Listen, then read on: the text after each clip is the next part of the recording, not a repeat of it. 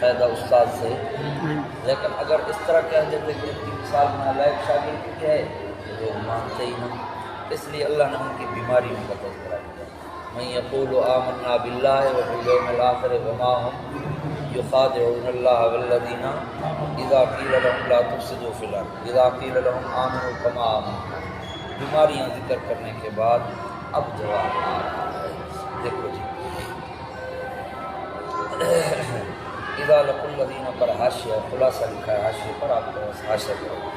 خلاصہ جواب کا تو یہ تھا کہ ان کی مثال نالائق شاگرد کی ہے، لیکن عنادی لوگ اس پر چپ نہ کرتے، اس لیے قرآن نے ان کی صفات ذمیمہ بیان فرما کر خود ان کا اقرار نقل کیا کہ ہم سمجھنے نہیں آتے بلکہ اعتراض کرنے آتے، بلکہ ان کی مثال خفیہ پولیس کی ہے جو صرف خیری دکھنے آتی ہے۔ صرف دیکھو نا جی، کچھ عالم بیان کرتا ہے، قائد قال کرتا ہے، کچھ لوگ آتے ہیں ہاں جی وہ سننے کے لیے، کچھ آتے ہیں ان کا مقصد سننا ہوتا نہیں، وہ ڈائری لکھتے ہیں لکھ کر چلے جاتے ہیں، ان کو کیا فائدہ ہو؟ سمجھیے بات کی، ورنہ ان کی مثال بھی ہے۔ آ جاؤ وَإِذَا لَقُوا الَّذِينَ آمَنُوا، اور جب ملتے ہیں ان لوگوں سے جنہوں نے ایمان لایا، قالوا تو کہتے ہیں آمنا، ہم ایمان لائے۔ وَإِذَا خَلَوْا إِلَىٰ شَيَاطِینِهِمْ، حضرت خلا یخلو باب جو ہے نا یہ الہ کے ساتھ متعدی نہیں ہوتا، سمجھیے نا، اس لیے خلو جو ہے نا یہ متضمن ہے ذاہبین کا، اس کا متضمن ہے وَإِذَا خَلَوْا ذَاهِبِينَ إِلَىٰ شَيَاطِینِهِمْ، اور شیاطین سے مراد کیا ہے جی؟ بڑے بڑے جو رئیس کافر تھے، چاہے وہ یہودی تھے یا چاہے وہ منافق تھے یا چاہے وہ کفار تھے، جو بھی تھے سب مراد ہے۔ شیاطین پر لکھا ہے من احبار الیہود ورؤوس المشرکین والمنافقین، اور جب یہ جاتے ہیں ہاں جی خطنہا ہوتے ہیں جانے والے طرف اپنے شیاطین کے بڑوں کے پاس جاتے ہیں، قالوا تو کہتے ہیں انا معکم، بے شک ہم تو تمہارے ساتھ ہیں دل سے ہم تمہارے ساتھ ہیں، انما نحن مستہزئون، یہ جواب اس نے ہے۔ بابا اگر ہمارے ساتھ ہو تم دل سے تو مولویوں کے پاس کیا کرنا چاہتے ہو؟ وہ حضرت ان کے ساتھ جیسے مذاق بنایا ہوا ہے، کہتے ہیں تمہارے ساتھ انما نحن مستہزئون، اس وجہ سے ہم تو مذاق کرنے والے ہیں، ہاں جی ہم تو مذاق کرنے والے ہیں۔ فرمایا اللہ یستہزئ بہم، اللہ مذاق کرتا ہے ان کے ساتھ۔ حضرت اب یہاں پر سوال ہے کہ اللہ پاک کیسے مذاق کرتا ہے؟ اللہ تبارک استہزاء کی مسخری ہے، ایک ہوتا ہے مزاح ہاں کے ساتھ دل لگی کرنا، وہ چیز نہیں، استہزاء تو مسخری اگلے کا مذاق اڑانا، تو یہ تو ایک صفت ذمیمہ ہے، کبھی صفت ہے، اللہ پاک تو اس سے پاک ہے، اللہ کیسے غیر مارے اللہ یستہزئ بہم، اللہ ان کا مذاق اڑاتا ہے۔ صبح آیا تھا جزاء سیئۃ سیئۃ، وہاں میں نے عرض کیا تھا یہ تشاکل لفظ ہے، یہ تشاکل ہے، تو انہوں نے کہا انما نحن مستہزئون، ہم ان کا مذاق بنا رہے ہیں۔ اللہ فرماتا ہے اور جو میرے پیغمبر اور صحابہ کا کیا مذاق بنائیں گے، میں اللہ نے ان کو مذاق بنایا ہوا ہے، میں اللہ نے ان کو بنایا۔ یستہزئ جو ہے اس سے مراد جزائے استہزاء ہے کہ وہ مذاق بنا رہے ہیں، میں اللہ اس کا بدلہ دوں گا، میں اللہ اس کا کیا کروں گا؟ اللہ یستہزئ بہم، اللہ تبارک و تعالیٰ مذاق اڑاتے ہیں ان کا، یعنی بدلہ دیں گے ان کو استہزاء کا۔ وَيَمُدُّهُمْ، یہ اب بیان استہزاء ہے، اس طرح نہیں، اللہ نے ان کو کس طرح مذاق بنایا ہوا ہے، کس طرح اللہ ان کو بدلہ دے رہے ہیں۔ دیکھو وہ آتے ہیں پیغمبر پاک علیہ السلام کے ساتھ جو ہے، اور اسی طرح صحابہ کے ساتھ مذاق بناتے ہیں اور چلے جاتے ہیں۔ اب چاہیے تو یہ تھا کہ وہ پکڑے جاتے، ہاں جی پکڑے جاتے تو وہ اپنی اس غلط حرکت سے رک جاتے ہیں، لیکن اللہ نے ان کا مذاق بنا ان کو چھوڑا ہوا ہے، ہاں جی وہ پکڑے نہیں جاتے، وہ اپنے کفر میں دن بدن آگے بڑھتے بڑھ رہے ہیں۔ آ جائے وَيَمُدُّهُمْ فِي طُغْيَانِهِمْ يَعْمَهُونَ، اور وہ یمدہم اللہ پاک نے چھوڑ دیا ہے ان کو فی طغیانہم اپنی سرکشی میں، یعمہون دل کے اندھے ہو رہے ہیں، لکھا ہے یعنی کور دل شدہ اندھ از فتح الرحمن، دل کے اندھے ہو رہے ہیں۔ اولئک سمرا ہے یہی وہ لوگ ہیں، ہاں جی، اشتروا الضلالۃ بالہدی، تو جو فرماؤ جنہوں نے خرید لیا گمراہی کو بدلے ہدایت، خرید لیا گمراہی کو بدلے ہدایت، یہی وہ لوگ ہیں جنہوں نے خرید لیا گمراہی کو بدلے ہدایت۔ سوال ہے بھئی خریدنا تو یہ ہوتا ہے کہ بندہ ایک چیز دے اور اس کے بدلے میں اسے کوئی چیز دے، یہ ہے خریدنا۔ اللہ کہتے ہیں انہوں نے ضلالت کو خریدا ہدایت کے بدلے، اس کا تو مفہوم یہ ہے کہ ان کے پاس ہدایت تھی وہ انہوں نے دی، اور ضلالت حالانکہ ان کے پاس ہدایت کہاں تھی، وہ تو شروع سے کافر تھے، وہ تو شروع سے کیا تھے؟ کافر تھے۔ کل سبق میں شام کے سبق میں ہم نے پڑھا تھا ہدایت دو قسم پر ہے، ہدایت فطری اور ہدایت قسم، سمجھیے۔ تو یہاں سے الہدا سے مراد ہدایت فطری ہے۔ کون سی ہدایت مراد ہے؟ ہدایت فطری۔ ربنا الذی اعطی کل شیء خلقہ ثم فطرتاً اللہ پاک ہر انسان کو موحد پیدا کرتے ہیں، فطرتاً ہر انسان کو اللہ پاک جو ہے فطرت اللہ التی فطر الناس علیہا، فطرت اللہ التی فطر الناس علیہا لا تبدیل لخلق اللہ ذلک الدین ہر انسان کو اللہ پاک فطرت اسلام پر پیدا کرتا ہے۔ حدیث پاک میں بھی ہے نا کل مولود یولد علی الفطرہ اے علی فطرت الاسلام، سمجھیے نا جی۔ تو اللہ پاک ہر انسان کو فطرتاً موحد پیدا کرتے ہیں۔ انہوں نے کیا کیا؟ وہ جو فطری ہدایت اللہ پاک نے دی تھی اس کو چھوڑ دیا اور ضلالت اور گمراہی کو کیا کیا؟ خرید کر لیا۔ ایک معنی تو یہ ہے اس کا۔ دوسرا مطلب جو ہے اشترا فعل جو ہے اس کا لازمی معنی ہے اختیار، اس کا لازمی معنی کیا ہے؟ اختیار، پسند کرنا۔ دیکھو نا کوئی بھی چیز بندہ خرید کرتا ہے تو اس کو کیا کرتا ہے؟ پسند کرتا ہے، پسند آتی ہے تو خرید کرتا ہے، مگر نہ خرید نہیں کرتا، ہاں جی۔ تو یہاں پر اشترو جو ہے بے معنی اختارو کے ہے، پھر یہ کوئی سوال جواب نہیں ہوگا۔ اب اسی معنی کو دیکھ کر کرو، یہی وہ لوگ ہیں اشتروا الضلالۃ جنہوں نے پسند کیا گمراہی کو بدلے ہدایت کے، گمراہی کو بدلے ہدایت کے، فما ربحت تجارتہم بس نہیں نفع دیا ان کو ان کی تجارت میں، اس تجارت میں، یہ تجارت ہم کی اضافہ جو عہد کی ہے، ویسے تو تجارت میں نفع کر رہے ہیں لیکن یہ تجارت جو ہے کہ ہدایت دے دی اور ضلالت اس نے ان کو نفع نہیں دیا۔ وما کانوا مہتدین، وجہ کیا ہے کیوں نفع نہیں ہوا؟ فرمایا اس لیے کہ وہ نہیں تھے ہدایت یافتہ، وہ ہدایت یافتہ تھے ہی نہیں، یعنی سرے سے ان کو تجارت کا ڈھنگ ہی نہ آیا، یعنی سرے سے ان کو تجارت کا ڈھنگ ہی نہ آیا۔ آ جاؤ جب مثلہم کمثل الذی استوقد نارا، حضرت دو مثالیں آ رہی ہیں۔ پہلی مثال یہ ہے مثلہم کمثل الذی استوقد نارا، یہ دو آیات۔ دوسری مثال ہے او کصیب من السماء فیہ ظلمات، سمجھیے نا جی۔ اب بقیہ مفسرین حضرات فرماتے ہیں یہ دونوں مثالیں کفار کی ہیں، یہ دونوں مثالیں کس کی ہیں؟ بلکہ مفسرین نے تو ان کو تین مثالیں بنایا ہے۔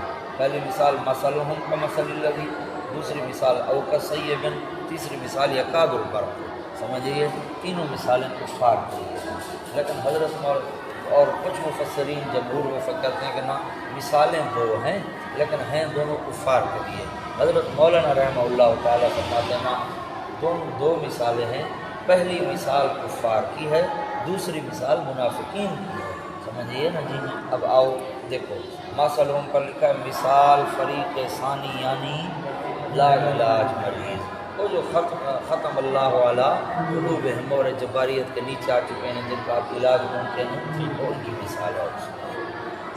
حضرت مثال سمجھو پھر انشاءاللہ تعالیٰ تطبیقات کریں۔ اللہ پاک فرماتے ہیں کہ ایک جگہ جو ہے چند بندے بیٹھے ہوئے تھے، ایک بندہ آیا اس نے آ کر آگ جلائی، اس نے آ کر کیا کیجیے؟ آگ جل گئی، آگ جو جلی جناب سارا ارد گرد اتنی آگ تھی کہ علاقہ سارا روشن ہو گیا، علاقہ سارا اسے لوگوں نے دیکھا وہ بابا وہاں آگ جل رہی ہے، روشنی ہو رہی ہے، ہاں جی، لوگ آنا شروع ہو گئے۔ تو ادھر سے آ رہا ہے، ادھر سے آ رہا ہے، ادھر سے آ رہا ہے، اس آگ پر جمع ہونے لگ گئے۔ آگ جلانے سے پہلے، آگ جلانے سے جو لوگ وہاں موجود تھے، آگ جلی، آگ نے روشنی کرنا شروع کی۔ اب چاہیے تو یہ تھا کہ سب سے پہلے آگ سے وہی لوگ فائدہ اٹھاتے جو قریب بیٹھے تھے، فائدہ اٹھانے کی بجائے وہ اٹھ کر چلے گئے، اٹھ کر کیا ہوئے؟ چلے گئے۔ یہ مثال ممثل لہو کیا ہے؟ اللہ فرماتے ہیں مکے والے وہاں موجود تھے، میرے پیغمبر آئے، نور ہدایت اور نور توحید کی آگ جلائی۔ اب چاہیے تو یہ تھا کہ سب سے پہلے مکے والے اس سے فائدہ اٹھاتے، لیکن کیونکہ یہ لاعلاج مریض تھے، ضدی اور انادی تھے، اللہ نے ان کو بھگا دیا۔ ذہب اللہ بنورہم، اللہ ان کے نور کو لے گیا۔ ہاں جی، دوسرے لوگ آئے، کوئی روم سے آیا، کوئی حبشے سے آیا، کوئی کہاں سے، کوئی کہاں سے، ہاں جی، وہ آ کر اس آگے نور ہدایت سے اپنا نفع لیتے رہے، ان کو نفع نصیب ہو۔ مثلہم، حالت ان کی یعنی لا علاج مریض کی، کا مثل الذی، مثل اس انسان کے ہے، الذی بمعنی الذین کے ہے، استوقع، ہاں جی، الذی اپنے معنی میں ہے، استوقد نارا، جس نے جلائی آگ، مراد نبی کریم صلی اللہ علیہ وسلم ہے، اور آگ سے مراد اسلام کی آگ ہے، آگ جلائی۔ فلما اضاءت ما حولہ، بس جب روشن کر دیا اس آگ نے اپنے ارد گرد کو، اپنے ارد گرد کو آگ نے کیا کر دیا جی؟ روشن کر دیا۔ ذہب اللہ بنورہم، حضرت ذہب اللہ بنورہم ترکہم لا یبصرون لا یرجعون، یہ جمع ہے، پیچھے تو الذی مفرد ہے، سمجھیے، اس لیے درمیان میں اندماج ہے، درمیان میں کیا ہے؟ اندماج ہے۔ ما حولہ کے بعد اور ذہب اللہ سے پہلے وہاہنا رجال قاعدون، وہاہنا رجال، وہاں کچھ لوگ تھے جو بیٹھے ہوئے تھے۔ ذہب اللہ، ہاں جی، ہوئے ہوئے، لے گیا اللہ تبارک و تعالیٰ ان کے نور کو، اللہ پاک ان کے نور کو کیا دیا جی؟ لے گیا۔ اچھا جی، وَتَرَکَهُمْ، اور چھوڑ دیا ان کو فی ظلمات، اندھیروں میں، لا یبصرون، نہیں دیکھ سکتے، دیکھ ہی نہیں سکتے۔ یہ تو اس صورت کے اندر ہے جب یہ مثال بنائی جائے کن کی؟ کفار، کن کی مثال بنائی جائے جی؟ کفار، سمجھیے۔ اچھا،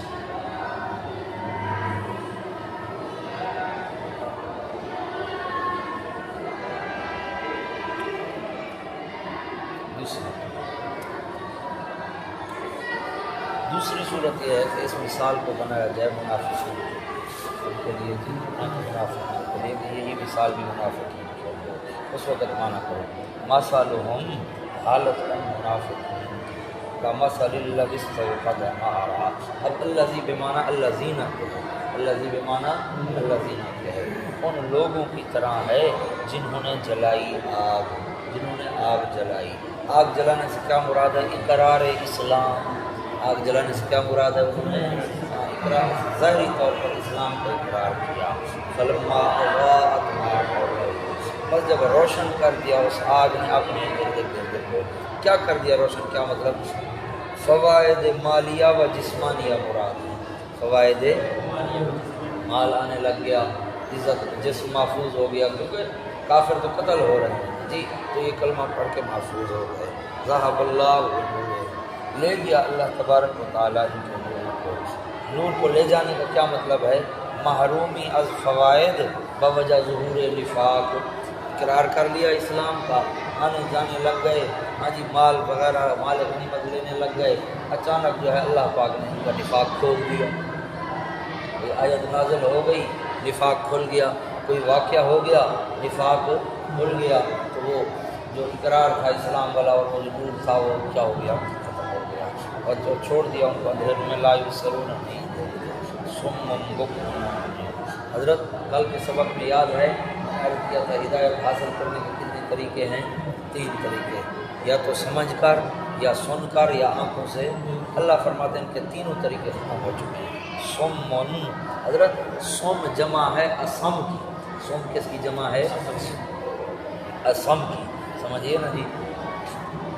اسم کہا جاتا ہے بہرے کو، اسم کس کو کہا جاتا ہے؟ اور بہرا وہ جس کا سننے کا حاصل نہ ہو، بہرا جس کا وجہ اس کی یہ ہے کہ بچہ جو بولتا ہے حضرت وہ اپنے ماں باپ کو اور اپنے ماحول کو دیکھ کر بول، سن کر بولتا ہے، سمجھیے۔ تو جس کا سننے کا حاصل ہی نہ ہو، سننے کا، تو وہ الفاظ سن نہیں سکتا، اس لیے اس کی زبان ٹھیک ہوتی ہے، زبان اس کی ٹھیک ہوتی ہے، زبان کام کرتی ہے، لیکن کیونکہ اس کے پاس الفاظ کا ذخیرہ نہیں ہوتا اس لیے وہ بول نہیں سکتا، سمجھیے نا جی۔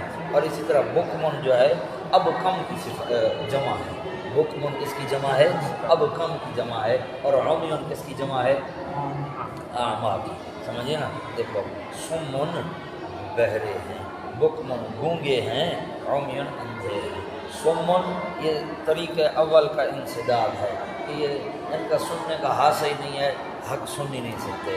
بکمن بہرے ہیں، حق بول نہیں سکتے، عمیون اندھے ہیں، حق دیکھ نہیں سکتے۔ فہم لا یرجعون، پس وہ نہیں لوٹتے کفر و شرک سے، کفر و شرک سے نہیں لوٹتے۔ آ جاؤ جی۔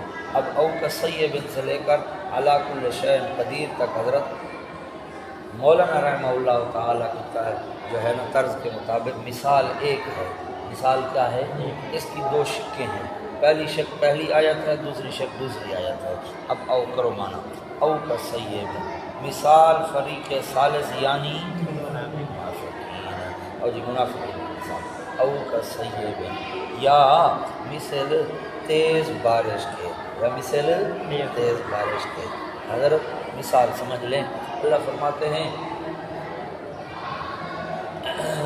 تیز بارش ہو رہی ہے، ہاں جی، اس کے اندر بجلی چمک رہی ہے، آواز آ رہی ہے، کڑک آ رہی ہے، سمجھیے۔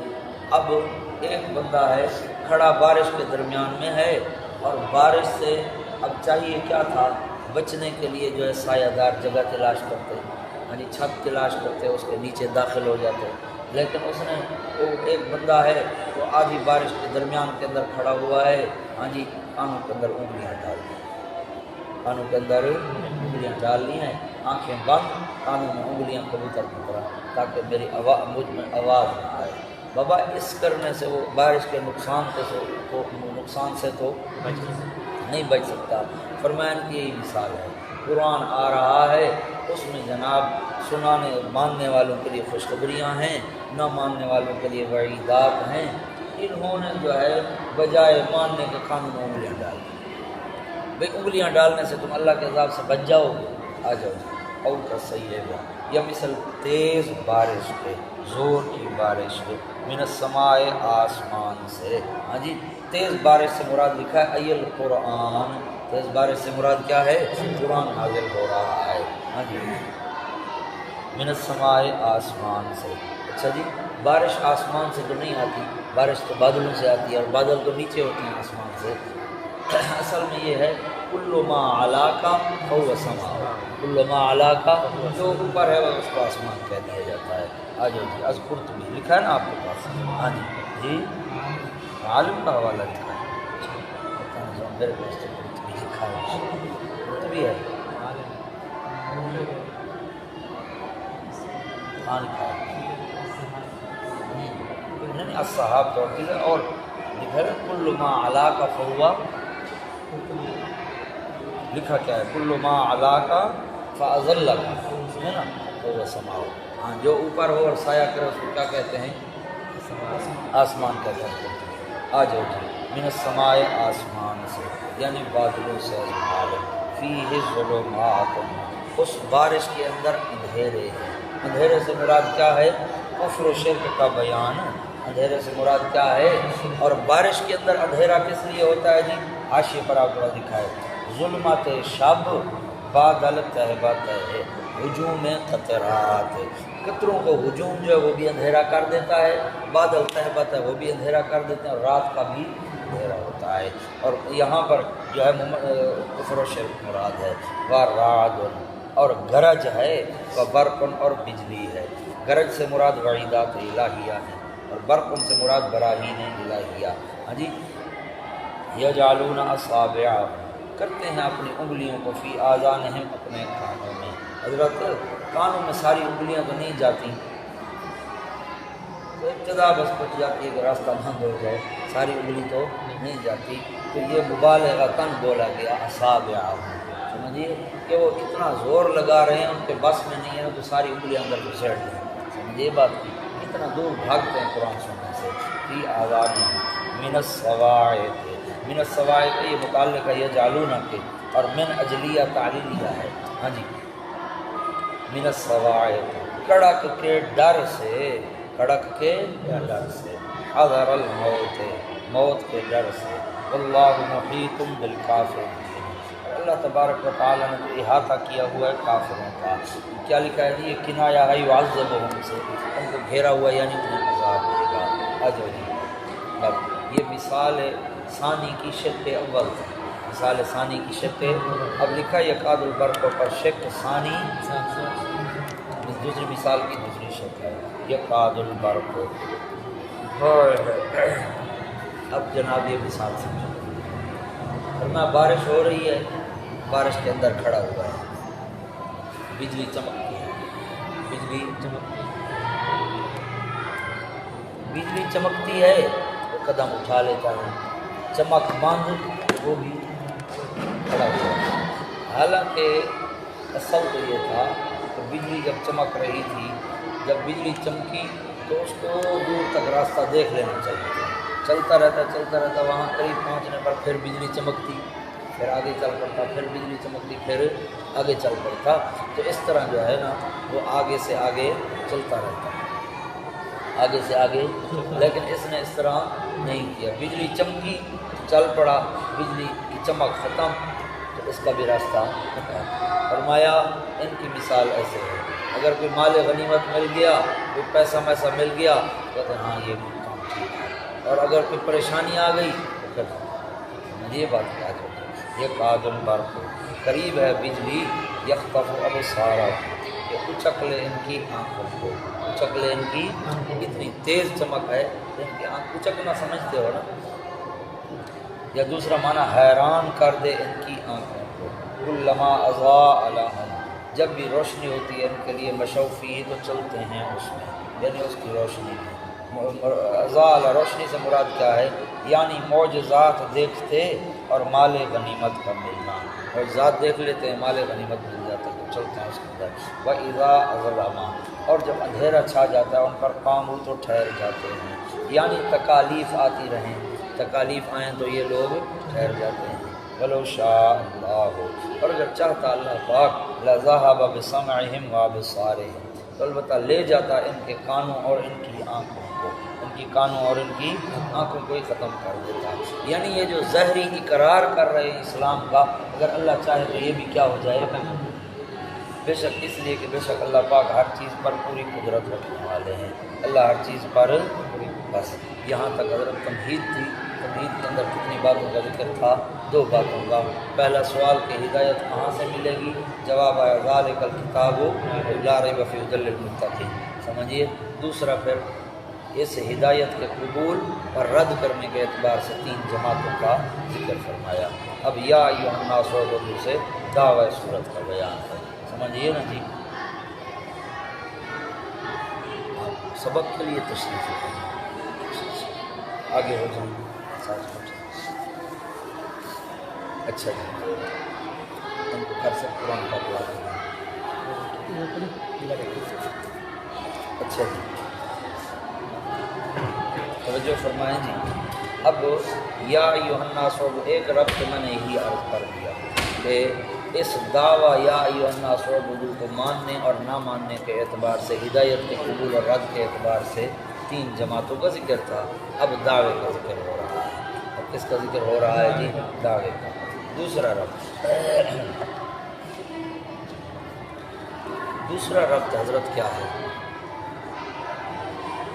دوسرا رب یہ ہے، پیچھے ابھی اللہ کریم نے فرمایا وَلَوْ شَاءَ اللَّهُ لَذَهَبَ بِسَمْعِهِمْ اگر اللہ پاک چاہتا، اگر اللہ پاک چاہتا تو ان کے کان اور آنکھ ختم کر دیتا، یعنی ان کا فہم چھین لیتا۔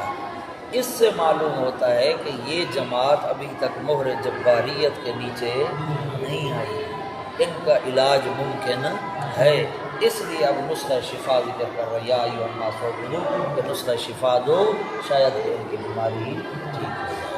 سمجھ میں آ گئی بات؟ رب سمجھ میں آ گیا؟ آ جاؤ۔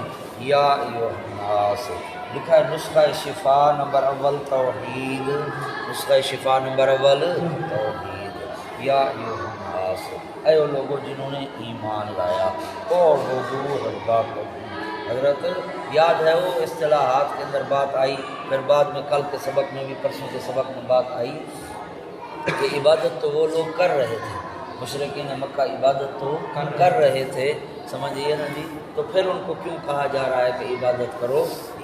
حکم ہے عبادت کا، مراد توحید فی العبادت ہے، مراد کیا ہے؟ ہاں، حضرت عبداللہ ابن عباس رضی اللہ تعالیٰ عنہ کا قول پڑھا تھا، کل عبادت فی القرآن بمعنی التوحید، کل عبادت فی القرآن بمعنی التوحید، کہ عبادت کے جہاں جہاں قرآن کے اندر عبادت کا لفظ آیا اس سے مراد توحید فی العبادت ہے۔ اب یہاں اعبدوا ربکم کے پاس آپ کے پاس لکھا ہے وحدوا ربکم، کیا لکھا ہے جی؟ وحدوا ربکم الجلالین۔ ہاں جی، ہائے ہائے، عبادت کرو صرف اپنے پروردگار کی، عبادت کرو تم صرف اپنے پروردگار کی، الذی خلقکم، یہ دلیل توحید عقلی نمبر اول ہے، اس دعوے پر عقلی دلیل پہلی دی جا رہی ہے۔ فرمایا الذی خلقکم، وہ ذات جس نے تمہیں پیدا کیا ہے۔ ہاں جی، حضرت خلق جو ہے نا، خلق کے دو معنی آتے ہیں، خلق کے کتنے معنی آتے ہیں؟ دو معنی۔ خلق کا ایک معنی آتا ہے ایجاد شے بلا اسباب، ایجاد شے بلا اسباب، بغیر اسباب اور آلات کو استعمال کیے کسی شے کو ایجاد کرنا، سمجھیے، بغیر اسباب اور آلات کو استعمال کیے کسی شے کو، یہ خاصہ ہے اللہ پاک کا۔ دوسرا خلق کا معنی آتا ہے التقدیر والتصویر، التقدیر والتصویر، پہلے کسی چیز کا اندازہ مقرر کرنا، اندازہ مقرر کرنے کے بعد پھر اس کی صورت اور شکل بنانا۔ جس طرح مسجد شریف بنی ہوئی ہے، ہاں جی، پہلے یہاں مستری آیا، اس نے اندازہ مقرر کیا، بابا اتنی جگہ ہے، اس کے اندر اتنا صحن بنے گا، اتنا برآمدہ بنے گا، اتنی صفیں آئیں گی، اور ذہن کے اندر ایک نقشہ بنا کے، ہاں جی، اندازہ مقرر کر کے پھر اس پر کام شروع کیا، سمجھیے، یہ خاصہ ہے مخلوق کا، یہ مخلوق کے اندر ہے، سمجھیے، التقدیر والتصویر۔ سن رہے ہو کہ نہیں سن رہے؟ سمجھیے نا، انشاءاللہ تعالیٰ پڑھیں گے آیت، وہاں پر یہی معنی یہ ذہن میں رکھنا ہے، تو جواب میں یہ آیت ہے نا، فتبارک اللہ احسن الخالقین، تو یہ کہاں ہے؟ صورت یہ ہے نا مومنون کی ابتدا کے اندر ہے، یہ ہے نا، یہ صورت حج کی ابتدا میں، فتبارک اللہ احسن الخالقین، سمجھیے، وہاں پر بھی یہی بات آئے گی۔ اس کے بعد حضرت عیسیٰ علیہ السلام کا بیان جو ہے انی اخلق لکم من الطین، وہاں پر بھی یہی بات آئے گی۔ خلق کے کتنے معنی ہیں؟ دو، پہلا معنی ایجاد شے بلا اسباب، ایجاد شے بلا اسباب، دوسرا معنی التقدیر والتصویر۔ آ جائے یا الذی خلقکم، وہ ذات جس نے تمہیں پیدا کیا۔ یہ لکھا ہے نعمت اولا انفسیہ یعنی وجود، نعمت اولا انفسیہ یعنی پہلی نعمت کا ذکر کیا جا رہا ہے کہ تمہیں وجود دیا، تمہاروں پر انعام کیا کہ تمہیں وجود دیا ہے۔ والذین من قبلکم، نعمت دوم موقوف علی وجود، نعمت دوم دوسری نعمت کا تذکرہ ہو رہا ہے جس پر انسان کا وجود موقوف ہے، اور وہ موقوف علیہ ہے ماں باپ کا وجود، سمجھیے، ماں باپ ہوں گے تو انسان بھی آئے گا، ماں باپ نہیں تو انسان، سمجھیے نا جی، ہاں جی، والذین من قبلکم، اور ان لوگوں کو جو تم سے پہلے تھے، لعلکم تتقون،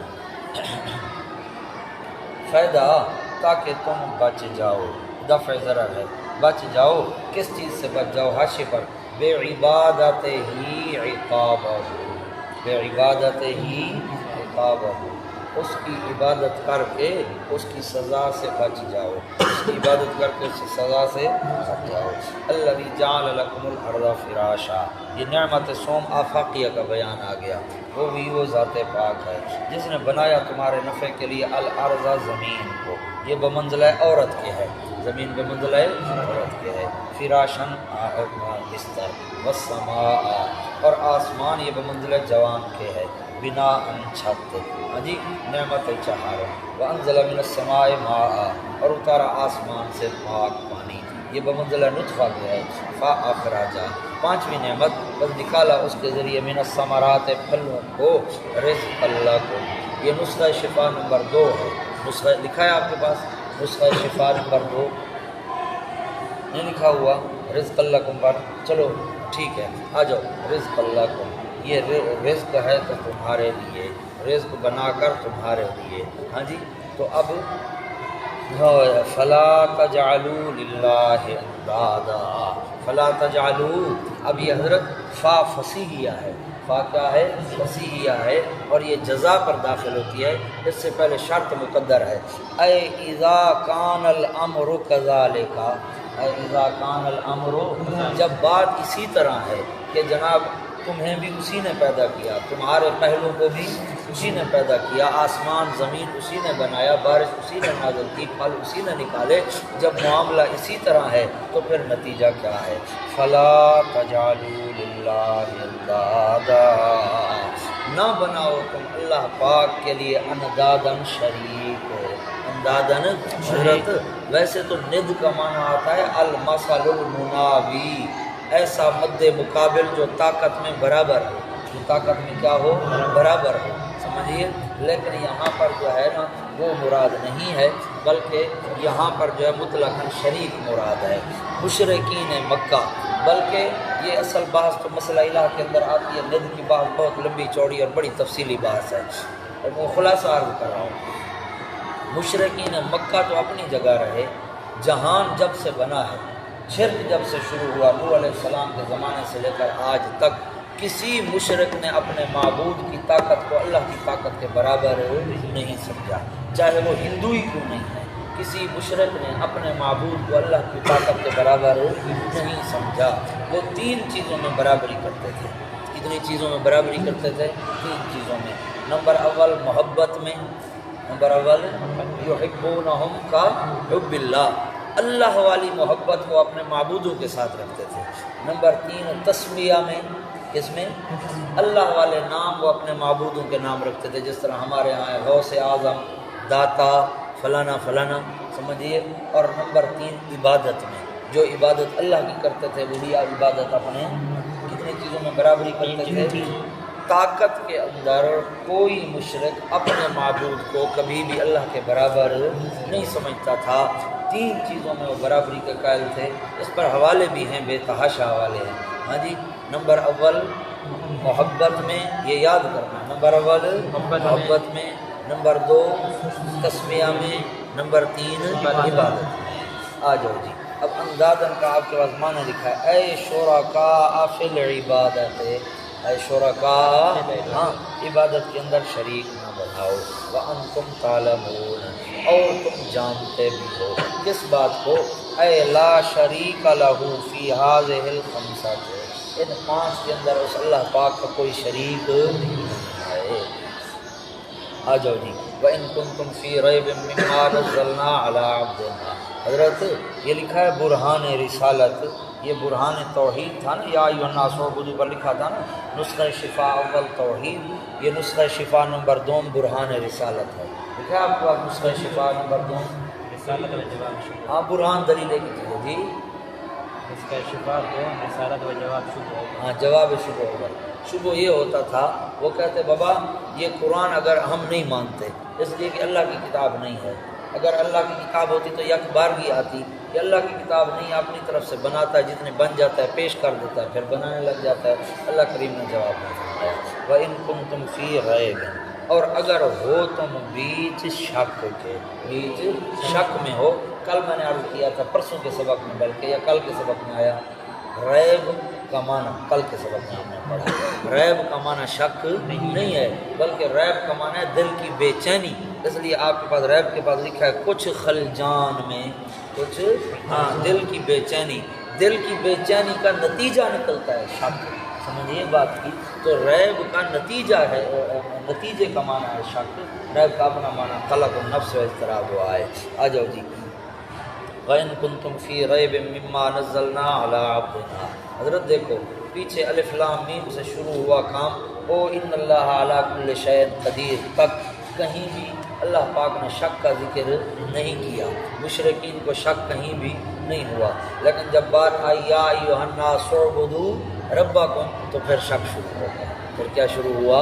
ہاں، تو اس لیے کبھی بھی کسی دور میں بھی کسی بد عقیدہ اور مشرک کو دین کے کسی اور مسئلے سے کوئی شک اور اختلاف، جب بھی اختلاف اور شک آتا ہے توحید میں آتا ہے، سمجھیے نا جی۔ آ جاؤ وَإِن كُنتُمْ فِي رَيْبٍ، اور اگر ہو تم شک میں، ہاں جی، خلجان میں، مما یہ منشأ شبہ کا بیان ہے، اس سے نزلنا علی عبدنا جو اتارا ہم نے اپنے خاص بندے پر، عبدنا کی اضافت جو ہے تعظیم کے لیے ہے، اپنے خاص بندے پر، کس بات میں؟ انہو من عند اللہ، انہو اس بات میں اگر تمہیں شک ہے کہ اللہ پاک کی طرف سے، الجلالین مما نزلنا ہاں جی، فاتو بصورت من مثلہ، فاتو پر لکھا ہے امر تعجیز، لکھا ہوا ہے نہیں لکھا؟ فاتو پر لکھ لو، تعجیز زا کے ساتھ اور عین کے ساتھ، عاجز کرنے سے، یہ جو حکم دیا جا رہا ہے نا جی، یہ عاجز کرنے کے لیے، یہ نہیں اللہ پاک کہہ رہے کہ ٹھیک ہے تم بھی بنا کے لے آؤ، نہ، بلکہ بنا سکتے ہو تو لے آؤ، بنا سکتے ہو تو لے آؤ، یہ امر تعجیز ہے۔ فاتو بصورت مثلہ، لے آؤ کوئی ایک صورت من مثلہ ہی، مثل اس قرآن کے، مثل اس قرآن کے کوئی ایک صورت بنا کے لے آؤ۔ حضرت یہ جو تحدی اور چیلنج کیا جا رہا ہے کہ کوئی ایک صورت بنا کے لے آؤ، یہ چیلنج کس بات میں ہے؟ بعض مفسرین نے کہا کہ یہ چیلنج فصاحت و بلاغت کے اندر ہے، سمجھیے نا جی۔ بعض مفسرین نے کہا کہ یہ چیلنج جو ہے یہ کلام کے یعنی اس کے اسلوب پر ہے، جس طرح اللہ نے قرآن میں اسلوب پیش بیان کیا اسی طرح اسلوب پر ہے، سمجھیے بات کی۔ لیکن حضرت مولانا رحمہ اللہ، مولانا حسین علی رحمہ اللہ تعالیٰ فرماتے ہیں کہ نہ، بلکہ اس کے اندر سب کچھ ہے، ایسی فصاحت و بلاغت ہو، ایسا اسلوب ہو، اسی طرح دعوے کو دلائل عقلیہ نقلیہ وحیہ کے ذریعے ثابت کیا گیا ہے، سمجھیے۔ صرف فصاحت و بلاغت میں یا صرف اسلوب میں یہ تحدی اور چیلنج نہیں ہے، بات سمجھ آئیے؟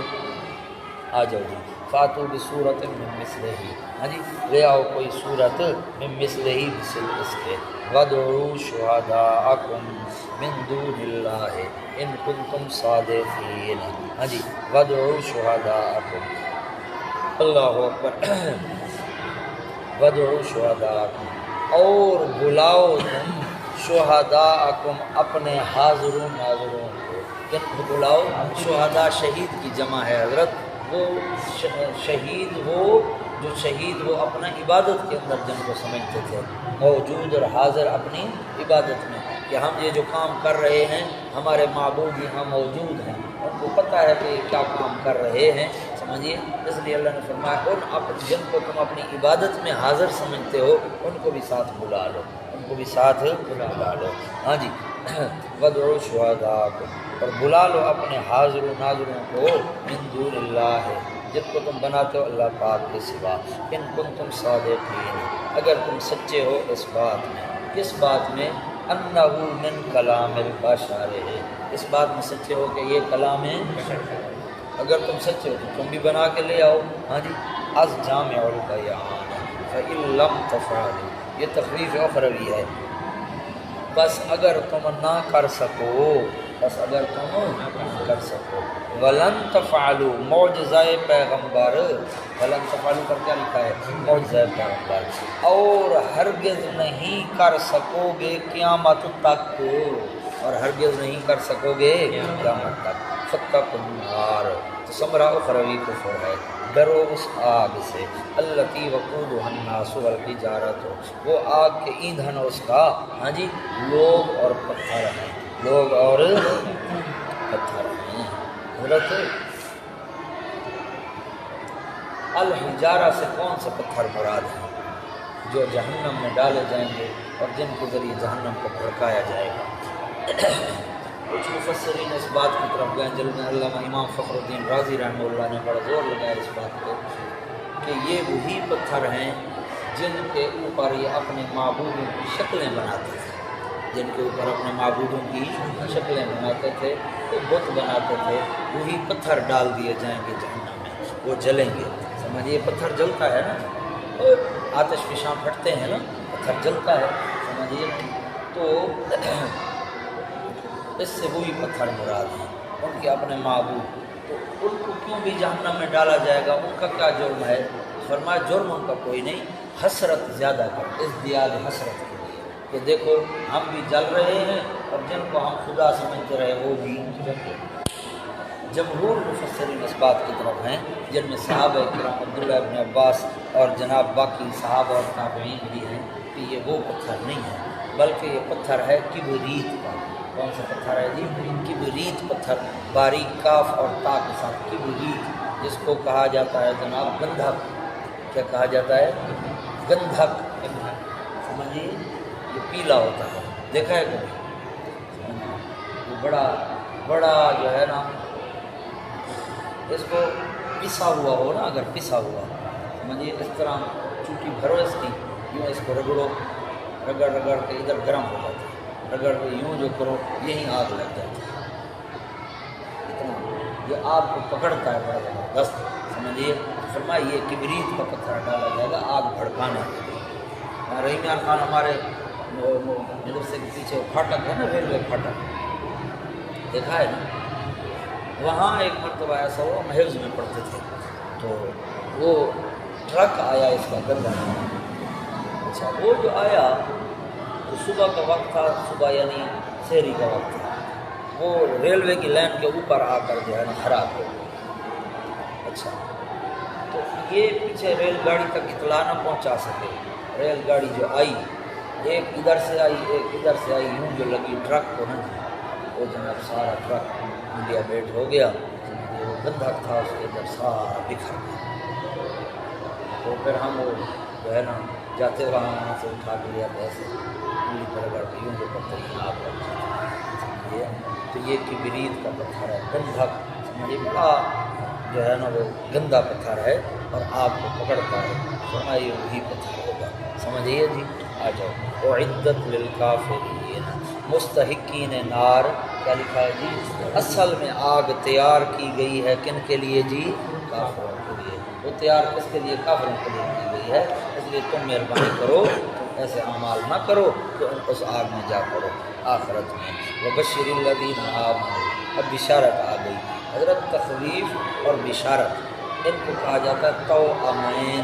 کیا کہا جاتا ہے جی؟ توأمین، جڑواں، سمجھے، جہاں تخویف آئے گی ساتھ بشارت ضرور آ جائے گی۔ وبشر الذین آمنوا، بشارت ہے اور خوشخبری سنائیں ان لوگوں کو۔ لکھا ہے مبشرین، کیا لکھا ہے جی؟ مبشرین۔ کون لوگ ہیں؟ الذین آمنوا، وہ لوگ جو ایمان لائے۔ میں نے عرض کیا تھا اصلاح قوت اعتقادیہ، انسان کے اندر انسان کی آخرت کی نجات کے لیے دو طاقتوں کا ہونا ضروری ہے، پہلی طاقت عقیدے کی اور دوسری طاقت عمل کی۔ ہاں جی، عقیدہ درست ہو، عمل بھی درست ہو، اس لیے آمنو پر لکھا اصلاح قوت اعتقادیہ، اصلاح قوت اعتقادیہ، عقیدے کی قوت کی اصلاح۔ نمبر 2 وعامل الصالحات، قوت عملیہ، عمل کرتے رہے نیک، یہ معنی کبھی نہیں کرنا عمل کیے نیک، سمجھیے ماضی استمراری ہے، ہمیشہ ہر جگہ نیک عمل کرتے رہے، سمجھیے نا جی۔ ہاں جی، ان لہم جنات تجری من تحتها الانہار، ان لہم، یہ مبشر بھی کا بیان ہے، کس بات کی خوشخبری جو اس بات کی کہ بے شک ان کے لیے باغات ہوں گے، تجری وصف اول ہے، بہتی ہوں گی ان کے نیچے الانہار و نہریں، الانہار و نہریں بہتی ہوں گی۔ یہ کیونکہ پہلی بار آ رہا ہے من تحتها الانہار، تو اس لیے سمجھ لو محل کے نیچے نہر کیسے بہہ رہی ہے جی، باغ کے نیچے نہر کیسے بہہ رہی ہے۔ ایک تو دنیا کے اندر بھی انسان دیکھتا ہے کہ پہاڑی ہے نا، اس کے اوپر محل ہے یا باغ ہے، ہاں جی، پہاڑی کے نیچے دامن میں چشمہ بہہ رہا ہے، نہر بہہ رہی ہے، تو بڑا خوبصورت منظر ہوتا ہے، دیکھا ہے نا جی۔ ہاں جی، یہ اسی طرح جو ہے اوپر تھوڑا اونچا باغ ہے، نیچے اس کے ساتھ نہر جا رہی ہے، سمجھیے۔ ایک تو یہ ہے، سمجھیے۔ دوسرا یہ ہے، یہ تو ہوا نا اس کا مجازی معنی۔ حقیقی معنی جو ہے وہ یہ ہے کہ اوپر باغ ہے، باغ کے نیچے سے نہر جا رہی ہے۔ ایک اور معنی بھی ہے، آپ نے دیکھا یا نہیں دیکھا، دیہاتوں کے اندر یہ نظارہ ہوتا ہے، نہر جا رہی ہوتی ہے نا جی، اس کے دونوں طرف درخت ہوتے ہیں، دونوں طرف کیا ہوتے ہیں؟ اچھا، اب وہ درخت یوں بڑے ہوتے ہیں، بڑے ہو کر جھکتے جھکتے یوں ایک دوسرے کے ساتھ مل جاتے ہیں، دیکھا ہے کبھی؟ ایک دوسرے سے مل جاتے ہیں، نیچے سے نہر جا رہی ہوتی ہے۔ یہ تینوں صورتیں ہو سکتی ہیں۔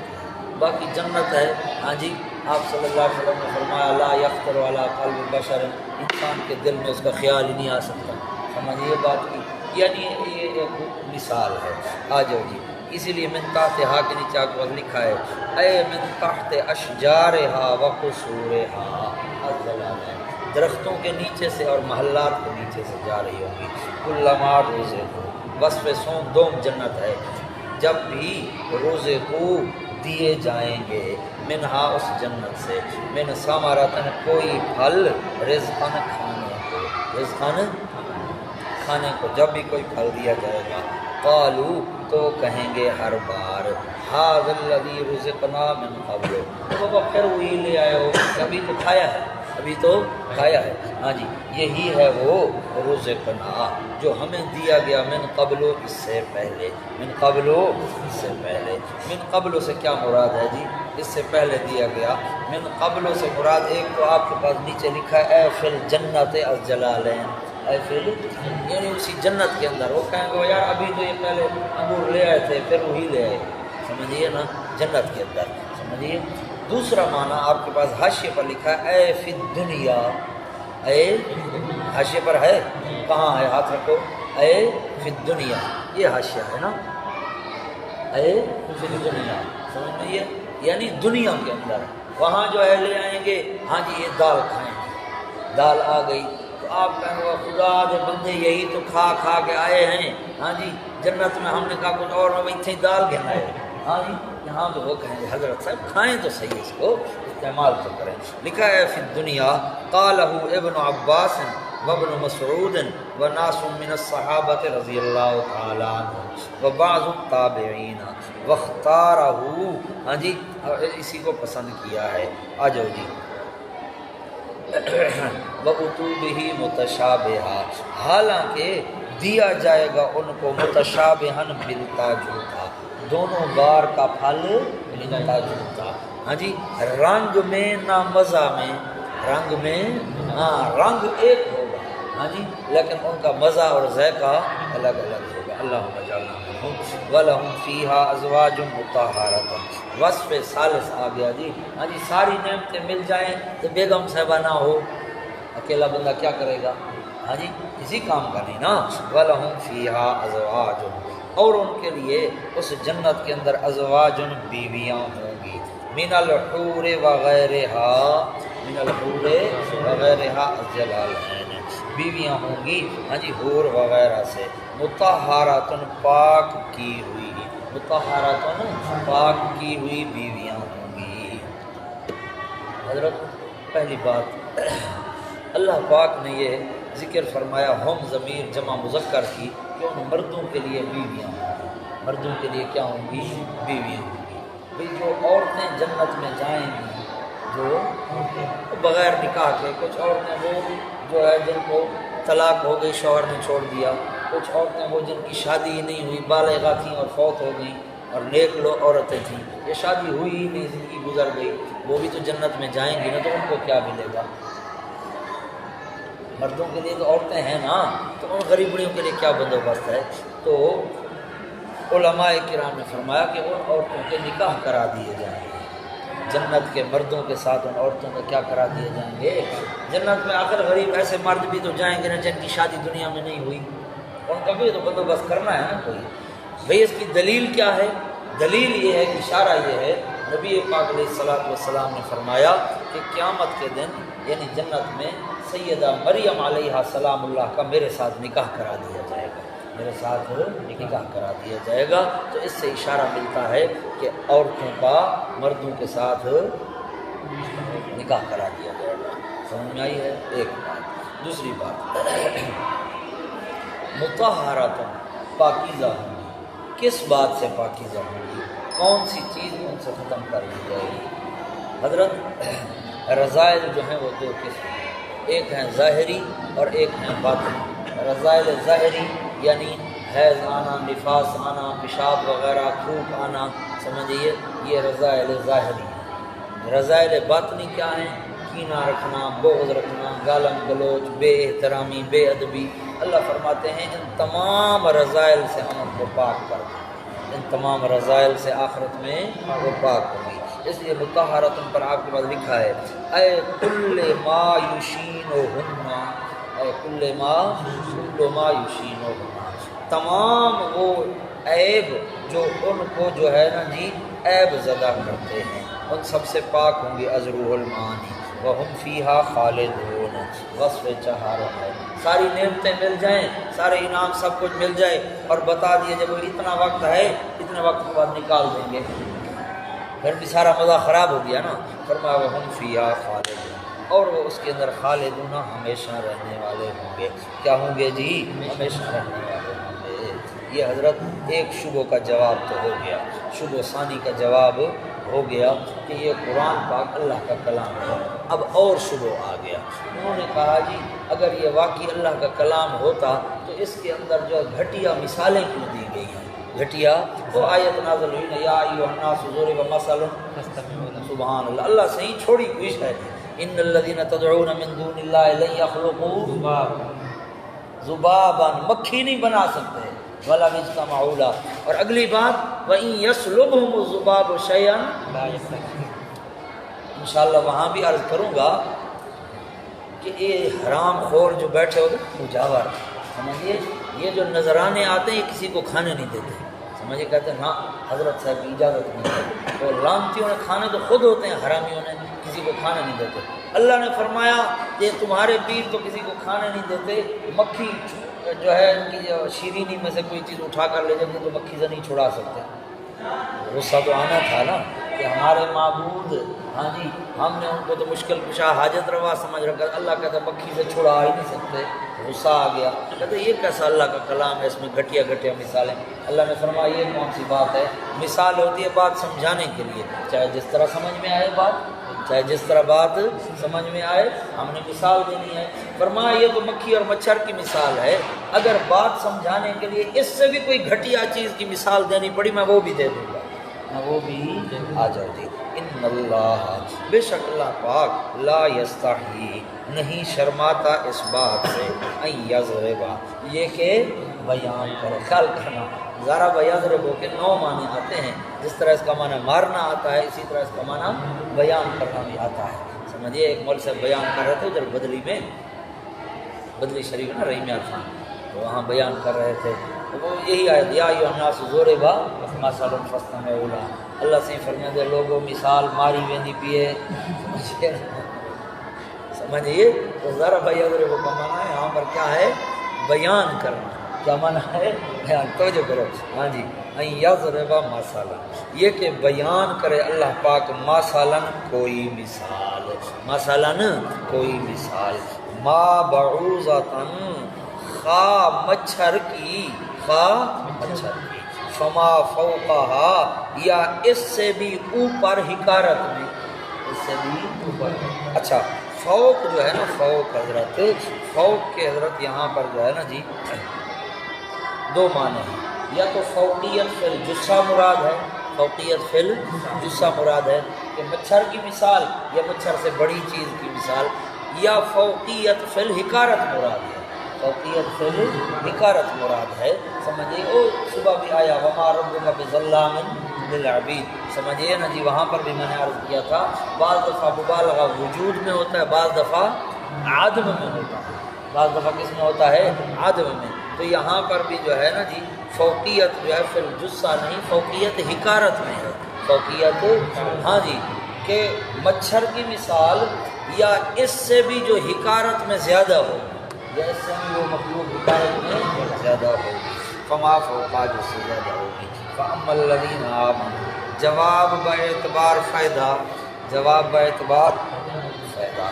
ہاں جی، اللہ فرماتے ہیں بات یہ ہے کہ یہ اس اعتراض میں لگ گئے کہ جی مچھر کی مثال ہے، مکھی کی مثال ہے، لیکن جنہوں نے ماننا تھا انہوں نے کہا بابا جو کچھ بھی بیان ہو رہا ہے، جو کچھ بھی آ رہا ہے اللہ بھیج رہا ہے، ہم مان رہے ہیں، اللہ بھیج رہا ہے، ہم آ جاؤ گے۔ فَأَمَّا الَّذِينَ آمَنُوا، اور بہرحال وہ لوگ جو ایمان لائے، فَيَعْلَمُونَ، وہ تو جانتے ہیں، أَنَّهُ الْحَقُّ، کہ بے شک وہ سچ ہے، بے شک وہ بہت موقع کی مثال ہے، بے شک وہ حضرت تھانوی رحمہ اللہ کا ترجمہ ہے، بے شک وہ بہت موقع کی مثال ہے۔ ایمان والے یہ نہیں کہتے کہ مچھر کی مکھی کی مثال کیا کہتے ہیں، پر موقع کی مثال ہے، بات سمجھائی اللہ پاک نے، بات اللہ پاک نے سمجھا دی۔ ہاں جی، بر ربہم، ان کے رب کی طرف سے، وَأَمَّا الَّذِينَ كَفَرُوا، اور بہرحال وہ لوگ جنہوں نے کفر کیا، فَيَقُولُونَ، سو چاہے کچھ بھی ہو جائے، سو چاہے انہوں نے تو کوڑے نکالنے ہیں، فَيَقُولُونَ، وہ کہتے ہیں، ماذا اراد اللہ، کیا ارادہ کیا اللہ پاک نے، بہذا، اس حقیر مثال سے، مثلا مثال دے کر، اس حقیر مثال سے اللہ پاک نے کیا ارادہ کیا۔ اب اگلی بات ہے آیت کا اگلا حصہ، اللہ فرماتے ہیں یضل بہ کثیرا، یضل بہ، اللہ اس کے ذریعے بہتوں کو گمراہ کرتا ہے، بہتوں کو کیا کرتا ہے؟ بھئی قرآن گمراہ کرنے کے لیے آیا یا ہدایت دینے کے لیے آیا؟ ہاں جی، اللہ کیسے کہہ رہے ہیں کہ بہتوں کو گمراہ کرتا ہے اللہ پاک اس کے ذریعے؟ دو جواب۔ پہلا جواب کہ یہ جو ہے نا، یہ جواب ان کے سوال کے طرز پر، ان کے سوال کے مثال کے طور پر، یہ میرے سامنے رکھی ہے، ایک بندہ آتا ہے وہ کہتا ہے مجھ سے بھی یہ کیوں رکھی ہے، میں کہتا ہوں یہ وقت دیکھتا ہوں اس کو، کچھ دیر کے بعد پھر کہتا ہے حضرت یہ کیوں رکھی ہے، سمجھئے، میں پھر کہتا ہوں بھائی وقت دیکھتا ہوں اس کو، پھر کچھ دیر کے بعد کہتا ہے حضرت یہ کیوں رکھی ہے، مگر یہ تیرے سر میں مارنے کے لیے ہے، تیرے سر میں، اب حالانکہ سر میں مارنے کے لیے تو نہیں ہے، کیونکہ وہ جو بار بار بے وقوفانہ سوال کر رہا ہے تو اس لیے جواب ہے، تو یہاں پر بھی یہی ہے، وہ بار بار کہتے ہیں یہ مکھی کی مثال کیوں دی جی، یہ مچھر کی، اللہ نے فرمایا تمہارے گمراہ کرنے کے لیے، تمہارے، یہ جواب ان کے سوال کے اسلوب پر ہے، ایک۔ دوسرا جواب یہ ہے کہ بھئی بات وجہ یہ ہے کہ قرآن پاک جس طرح پہلے میں نے کل بھی عرض کیا، صبح کے سبق میں بھی آیا، ہر کتاب کے مخاطب کتنی قسم ہیں؟ دو قسم ہیں، ہر کتاب کے مخاطب کتنی قسم ہیں؟ دو قسم، ایک ہیں ضدی اور ایک ہیں ماننے والے، ضدی اور ضدی جو ہیں، اب انہوں نے کیونکہ ماننا نہیں ہے، جو قرآن بڑھتا جائے گا ویسے ویسے ان کی ضلالت بھی بڑھتی جائے گی نا، مثلا ایک آیت آئی، انہوں نے ایک آیت کا کیا انکار، ان کی ضلالت بڑھ گئی، دوسری آیت آئی اس کا بھی انکار کیا تو ضلالت اور بڑھ گئی، تیسری آئی اس کو، تو اس اعتبار سے ان کی ضلالت جو ہے بڑھ رہی ہے، ان کے اپنے ضد اور عناد کی وجہ سے، باقی جو منیبین ہیں ان کی ہدایت بڑھ رہی ہے، ان کی ہدایت بڑھ رہی ہے۔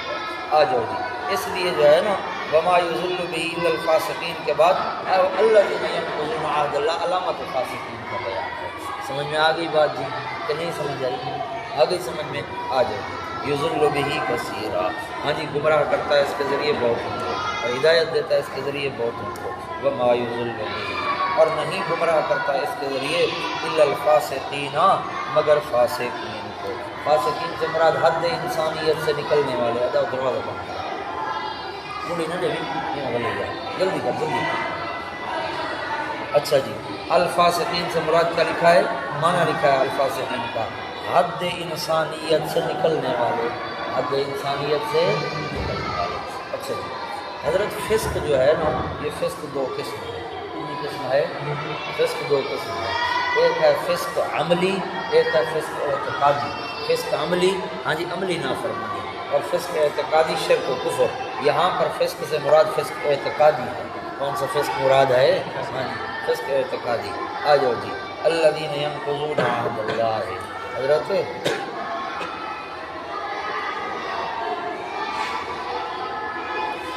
الذین ینقضون پر آپ کے پاس حاشیہ ہے، الذین ینقضون پر حاشیہ ہے، صحت روحانی کی 3 قوتیں ہے، پیچھے ہے پچھلے سفر میں دیکھو ملا ہے، صحت روحانی کی 3 قوتیں، روح کے درست ہونے کے لیے کتنی قوتیں ہیں؟ 3 قوتیں، نمبر اول قوت ایمانی، نمبر 2 قوت فطری، نمبر 3 قوت عقلی، یعنی ایمان بھی مضبوط ہو، فطرت بھی درست ہو، عقل بھی درست ہو، سمجھیے۔ اب فرماتے ہیں جو لوگ قرآن پڑھ کر بھی گمراہ ہو رہے ہیں ان کے اندر یہ 3 قوتیں نہیں ہیں، نہ ایمانی قوت ہے، نہ فطری قوت ہے، نہ عقلی قوت ہے۔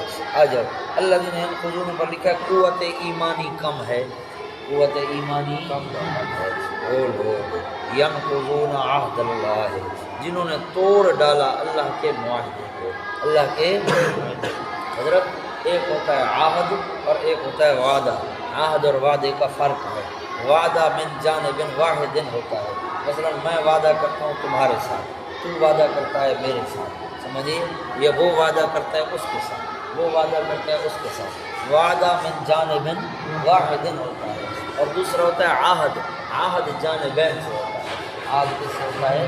جانبین سے، عہد اللہ، اللہ کے عہد کو، من بعد میثاقہ، بعد اس کے پختہ ہونے کے، بعد اس کے پختہ ہونے کے، وَيَقْطَعُونَ، وصف دوم یعنی قوت فطری بھی نہیں ہے، قوت فطری بھی نہیں ہے، فطرت جو چیز جس چیز کا تقاضا کرتی ہے وہ بھی نہیں ہے، وَيَقْطَعُونَ، اور کاٹ ڈالا انہوں نے ما اس کو امر اللہ بہ، تو حکم دیا اللہ تبارک و تعالیٰ نے اس کا ان یوصل، یہ کہ ملایا جائے اس کو، اللہ نے جس چیز کے ملانے کا حکم دیا انہوں نے اس کو کاٹ ڈالا، رشتہ داری برقرار رکھو، ہاں جی ادب اخلاق برقرار رکھو، انہوں نے اس کو کاٹ دیا، وَيُفْسِدُونَ، وصف صوم قوت عقلی بھی نہیں، وصف صوم اور فساد مچایا زمین، فساد مچایا انہوں نے زمین میں، اولئک، ثمرہ فسق یعنی خسارہ دارین، ثمرہ فسق یعنی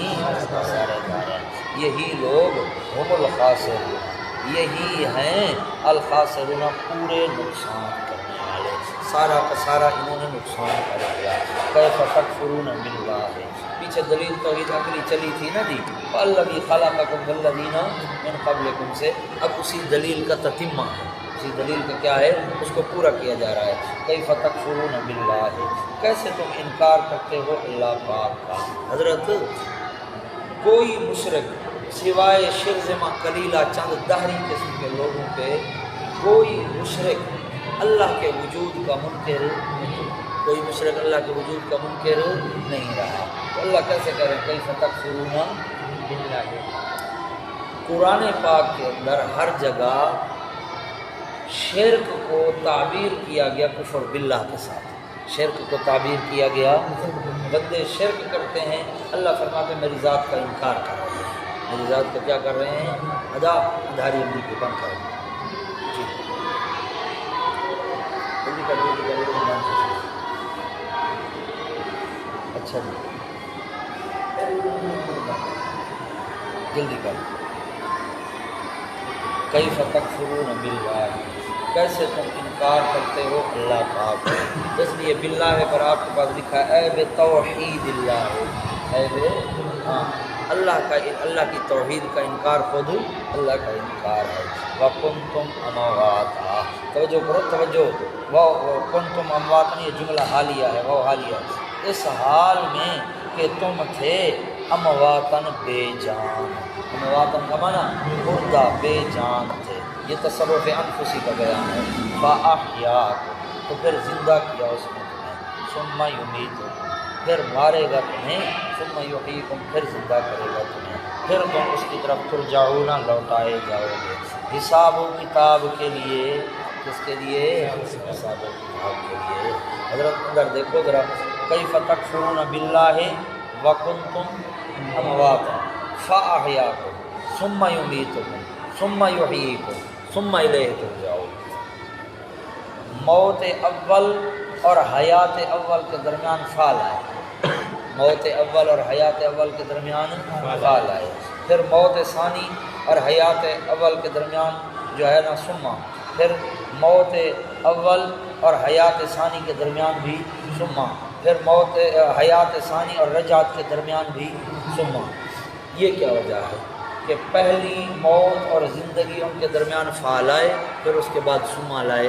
حضرت آپ نے پڑھا ہے فا جو ہے تعقیب مع الوصل کے لیے آتا ہے اور ثم تعقیب مع التراخی کے لیے آتا ہے، یعنی دو فعل ہیں ان کے درمیان فا کو ذکر کیا تو یہ علامت ہوتی ہے اس بات کی کہ یہ فعل اس کے بعد ہے اور فوراً بعد ہے، درمیان میں وقفہ نہیں ہے۔ اور اگر دو فعلوں کے درمیان ثم آ جائے تو یہ علامت ہوتی ہے اس بات کی کہ یہ فعل اس کے بعد ہے لیکن وقفے کے ساتھ، اس کے بعد ہے لیکن وقفے کے ساتھ۔ اب یہاں پر بھی یہی ہوا، بندہ بے جان تھا، اللہ نے جان ڈال دی، اس بے جانی اور جان ڈالنے کے درمیان کوئی وقفہ نہیں ہے، موت تھی فوراً زندگی مل گئی، لیکن پہلی زندگی اور موت کے درمیان کیا ہے؟ وقفہ ہے۔ ہاں جی، اب ہماری عمر جو ہے 30 سال 35 سال 20 سال 10 سال، آخر وقفہ ہے نا جی، پھر موت آتی ہے، پھر موت آ گئی، موت کے بعد دوبارہ زندہ ہونے کے درمیان بھی کیا ہے؟ وقفہ ہے، سمجھیے نا جی، دوبارہ زندہ ہونے کے بعد پھر میدان محشر میں جمع ہونا، اس کے درمیان بھی کیا ہے؟ تھوڑا ہے اگرچہ لیکن وقفہ ہے۔ اس لیے جہاں پر دو فعلوں کے درمیان وقفہ ہو وہاں ثم لائے، جہاں وقفہ نہیں ہے وہاں فعل آئے۔ سمجھ میں آ گئی بات؟ آ جاؤ جی۔ هو الذی خلق لکم ما فی الارض جمیعا، تصرف آفاقی نمبر اول ہے، وہی وہ ذات پاک ہے جس نے پیدا کیا تمہارے نفع کے لیے، لکھا ہے نا لأجل انتفاعنا فی الدین والدنیا از کبیر، ہاں جی، ہمارے نفع کے لیے، دینی نفع کے لیے، دنیاوی نفع کے لیے، ما وہ تمام کا تمام جو زمین میں ہے، جمیعا سارے کا سارا، سارے کا سارا جو وہ زمین میں اللہ نے تمہارے نفع کے لیے بنایا، ثم استوى الی السماء، یہ جناب اللہ اکبر تصرف آفاقی نمبر 2 ہے، پھر متوجہ ہوا طرف آسمان کے، پھر برابر کیا ان کو 7 سماوات 7 آسمان، وہ بکل شیء علیم، اور وہ ہر چیز کو پوری طرح جاننے والا ہے، تصرف علمی کا بیان ہے۔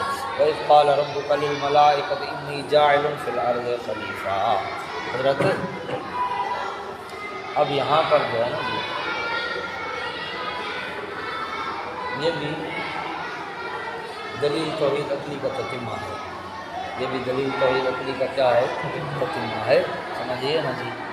اور اصطلاحات کے اندر ہم نے عز کی بات پڑھی تھی، عز کا معنی یاد ہے نہیں ہے؟ تو عز کا جو ہے نا علماء عامل اذکر نکالتے ہیں، اور القصہ تھا، اذکر القصہ تھا، اس لیے آپ کے پاس عز قال پر لکھا ہے اذکر از جلالین، لیکن مولانا رحمہ اللہ اور علامہ رضی سے مولانا نقل کرتے ہیں کہ عز کا عامل جو ہے وہیں کہیں مؤخر مقدم موجود ہوتا ہے۔ تو اب یہاں پر عز قال کا جو عام متعلق ہے یہ ما بعد قالو ہے، متعلق بقالو مؤخر ہے، متعلق بقالو مؤخر ہے، او قالو اتجعل فیہا من یفسد فیہا ویسفک الدماء، توجہ ہے یہ کہنا؟ آ جاؤ جی۔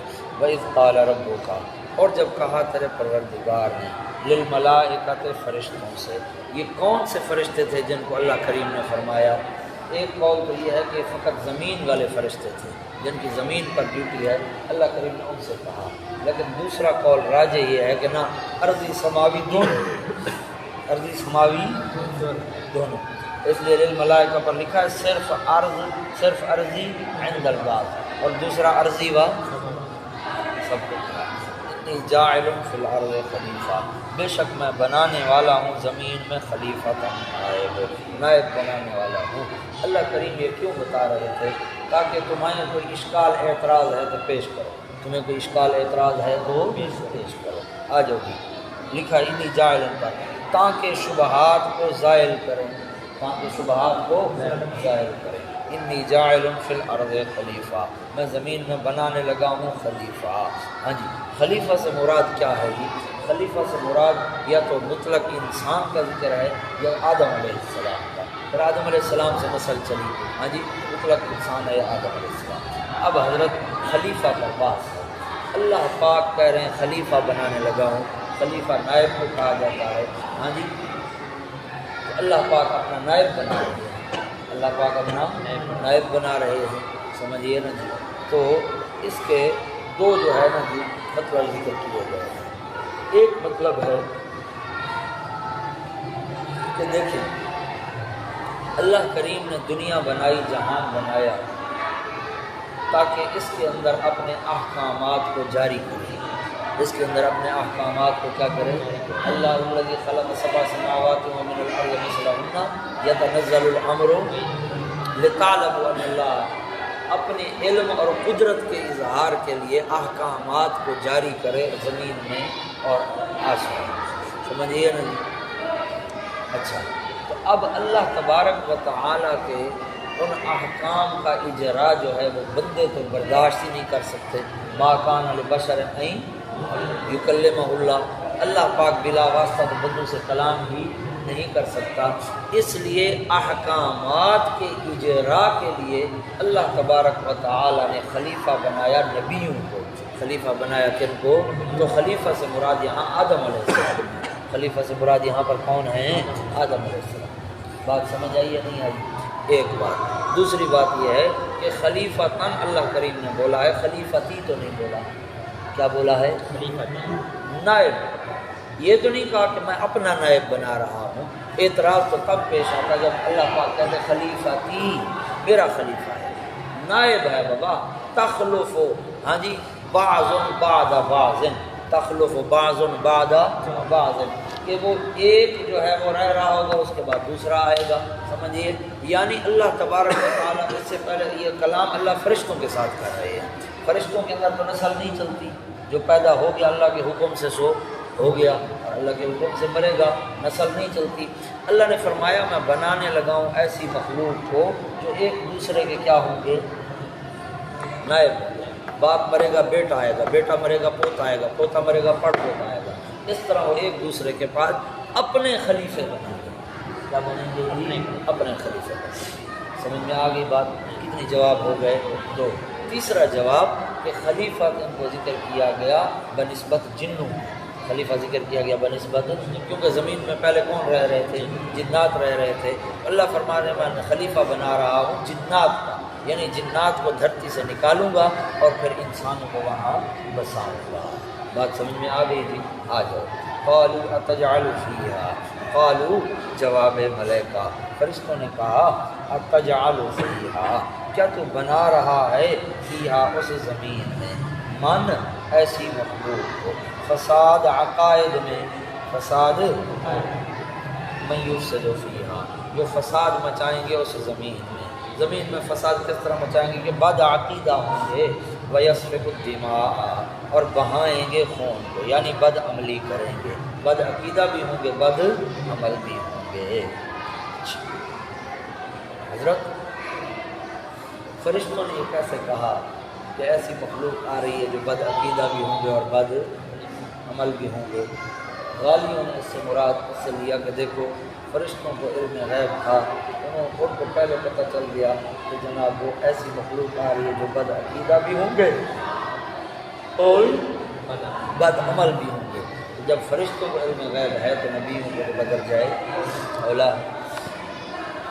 جواب اس کا یہ ہے کہ یہ علم غیب کی بات نہیں ہے۔ انسان سے پہلے رہ رہے تھے جنات، انسان سے پہلے رہ رہے تھے جنات۔ جنات جو ہے وہ یہی کچھ کرتے تھے، بد عقیدہ بھی تھے، بد عمل بھی تھے، فساد مچاتے تھے، سمجھیے۔ تو ان پر قیاس کیا فرشتوں نے کہ پہلی جو مخلوق دھرتی میں رہ رہی ہے اس کا بھی یہی کام ہے، اس کے بعد جب دوسری آئے گی تو اس کا بھی یہی کام ہوگا، سمجھیے۔ علم غیب کی بات نہیں ہے، یہ قیاس ہے۔ سمجھ میں آ گئی بات تو نہیں سمجھے؟ ایک بات۔ دوسری بات، فرشتے یہ کیوں کہہ رہے ہیں؟ اللہ نے جب کہہ دیا کہ میں نائب بنا رہا ہوں تو بس بات ختم۔ فرشتے آگے سے کیوں کہہ رہے ہیں کہ یا اللہ وہ بد عقیدہ ہوں گے، بد عمل ہوں گے، کیوں بنا رہا ہے، ہم تیری تسبیح کرتے ہیں؟ یہ تو حسد ظاہر ہو رہا ہے۔ کیا ظاہر ہو رہا ہے؟ حسد ظاہر ہو رہا ہے۔ ہاں جی، جواب اس کا یہ ہے کہ لا یسبقونہ بالقول وہم بامرہ، فرشتے کے اندر حسد کہاں سے آ گیا؟ وہ تو اللہ کے مطیع اور فرما بردار ہیں، وہ حسد کے طور پر نہیں کہہ رہے تھے بلکہ طلب حکمت کے طور پر کہہ رہے تھے۔ بطور طلب حکمت و استفادہ کے طور پر کہہ رہے تھے کہ یا اللہ ایسی مخلوق کو بنانے کی کیا حکمت ہے، ایسی مخلوق کو بنانے کی کیا حکمت ہے۔ سمجھ میں آئی ہے بات کہ نہیں سمجھ میں آئی سمجھ میں بات؟ حاشیہ پڑھو، حاشیہ پر لکھا ہے فائدہ، لکھا ہے فائدہ، نہ بطور حسد و احتراز کے، نہ بطور حسد و، کہاں ہے، ہاتھ رکھو ہاتھ رکھو، نہ بطور حسد و احتراز کے، اعتراض نہیں کر رہے تھے لأنه لا يسبقونه بالقول، بلکہ بطور طلب و حکمت و استفادہ کے تھا۔ ہمیں تو خدشہ پڑتا ہے، یہی وجہ ہے کہ ان پر اظہار ناراضگی، ورنہ انہوں نے غیبت کی تھی، بلکہ امر غیبت نہیں کی تھی، بلکہ امر خداوندی پر ہے۔ سمجھ میں آ گئی بات؟ آ جاؤ جی۔ وَنَحْنُ نُسَبِّحُ بِحَمْدِكَ، یہ یفسد کے متعلق ہے اور یہ اظہار خدمت کا بیان ہے۔ اور ہم نسبح، پاک رہتے ہیں ہم، ہاں جی، تیرے لیے، بحمدک، تیری تعریف کے ساتھ، پاک رہتے ہیں ہم تیری تعریف کے ساتھ۔ اگر عبادت مقصود ہو تو، اگر عبادت مقصود ہے تو ہم تیری عبادت کر رہے ہیں۔ اچھا جی، اور ہم پاکیاں بیان کرتے ہیں تیری تعریف کے ساتھ، وَنُقَدِّسُ لَكَ، اور ہم پاک رہتے ہیں تیرے لیے، ہم پاک رہتے ہیں۔ حضرت تسبیح بھی پاکی اور تقدیس بھی، یہ تو تکرار نہیں، تسبیح بھی پاکی اور تقدیس بھی پاکی، تو یہ تو تکرار ہے۔ حضرت نسبح متعلق ہے یفسد کے، اور نقدس متعلق ہے یسفک، وہ یسفک الدماء۔ نسبح کس کے متعلق ہے؟ یفسد کے، اور یسفک نقدس کس کے متعلق ہے؟ یسفک کے، تو اس لیے متعلق بدل گیا، تکرار ختم ہو گیا۔ تکرار کیا ہو گیا جی؟ آ جاؤ جی۔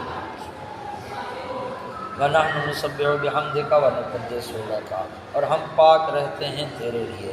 قال، جواب اجمالی حاکمانہ، جواب اجمالی، حضرت اللہ پاک جو ہے قرآن پاک کے اندر دو طرح کے جواب دیتے ہیں۔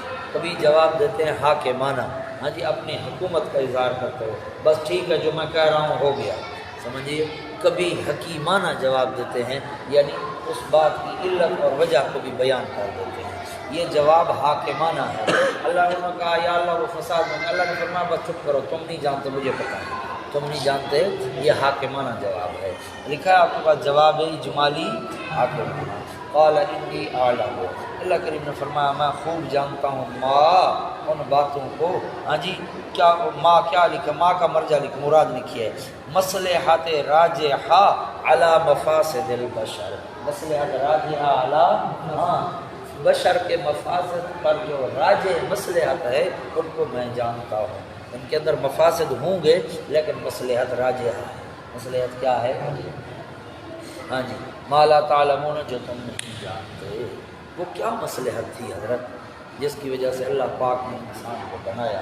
ایک حدیث ہے ترمذی شریف کے اندر، آپ صلی اللہ علیہ وسلم نے فرمایا، حدیث قدسی ہے، اللہ پاک فرماتے ہیں اے لوگو، اگر اے انسانوں مسلمانوں، اگر تم سارے کے سارے بن جاؤ نیک، سارے کے سارے بن جاؤ نیک، اور گناہ کرنا چھوڑ دو تو میں تمہیں ختم کر دوں گا، میں تمہیں ختم کر دوں گا۔ پھر ایسی مخلوق لے آؤں گا جو گناہ کرے گی، مجھ سے معافی مانگے گی، میں اسے معاف کروں گا، میں اسے۔ تو اس حدیث سے اشارہ ملتا ہے اس حکمت کی طرف کہ فرشتے وہ تو گناہ سے کیا ہیں؟ پاک ہیں، بس چل رہا ہے ایک چکر، اسی کے اندر وہ چل رہے ہیں، نہ نافرمانی ہے، نہ گناہ ہے، نہ معافی ہے، نہ دار۔ تو اللہ پاک چاہتے تھے ایسی مخلوق ہو، سبحان اللہ، جو میری نافرمانی کرے پھر میرے پاس آ کر معافی مانگے اور میں اس کو۔ بات سمجھ میں آئی ہے؟ یہ ایک اشارہ ملتا ہے اس حکمت کا۔ آ جاؤ جی۔ وعلم آدم الاسماء کلھا، جواب مفصل حکیمانہ، جواب مفصل حکیمانہ۔ اب حکیمانہ جواب آ رہا ہے جی۔ اللہ نے فرمایا اچھا ٹھہرو، میں تمہیں بتاتا ہوں کہ میں انسان کو کیوں پیدا کر رہا ہوں۔ دیکھو حضرت، ہر مخلوق کی اپنی ایک صفت ہے، ہر مخلوق کا اپنا ایک فائدہ ہے، سمجھ میں آئی ہے؟ اللہ تبارک و تعالیٰ نے بھیڑ بکریوں کو پیدا کیا، ان کا اپنا فائدہ ہے، گھوڑے اور گدھا پیدا کیا، ان کا اپنا۔ ہاتھی کو پیدا کیا اس کا، چونٹیاں پیدا کی اس کا۔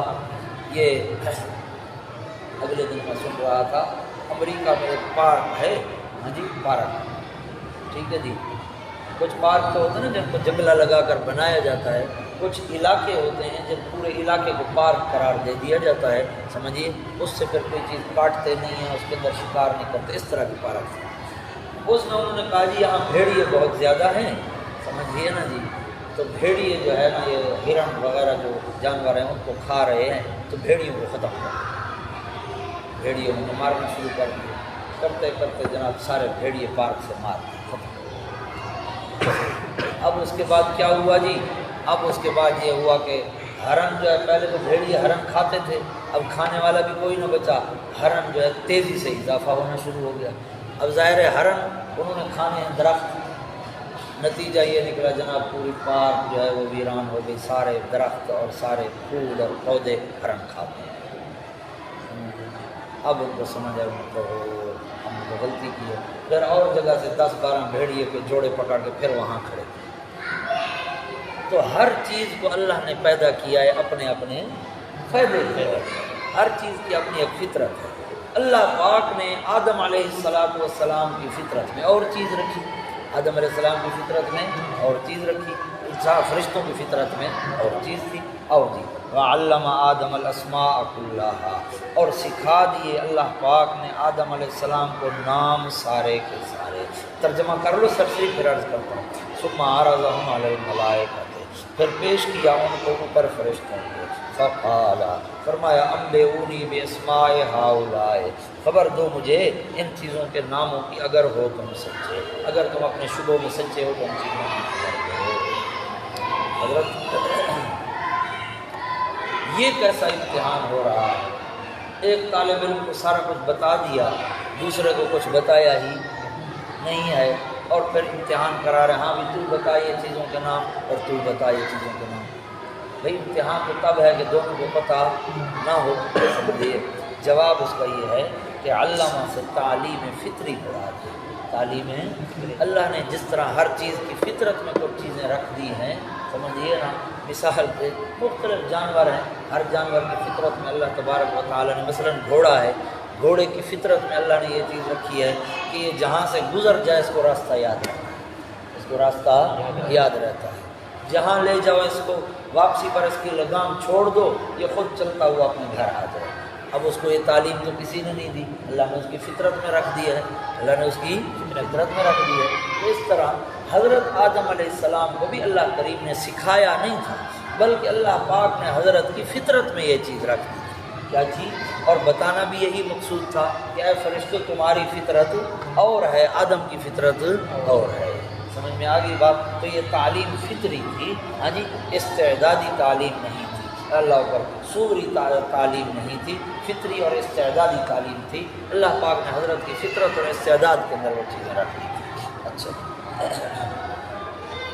الاسماء، نام، یہ کن چیزوں کے نام تھے حضرت، اور یہ کیا چیز تھی؟ نیچے آپ کے پاس لکھا ہے صفات، نعوت و خواص، ہاں جی، ازروح المعانی، چیزوں کی جو ہے نا گستاخ روزمرہ کی اشیاء استعمال کی جو ہیں ان کی جناب جو ہے نا ان کے نام اور ان کے استعمالات۔ مثال کے طور پر یہ ہانڈی ہے، یہ روٹی کھانا پکانے کے کام آتی ہے، ہاں جی، یہ گلاس ہے پانی پینے، یہ مثال دے رہا ہوں، استعمال کی جو اشیاء تھیں ان کے نام تھے۔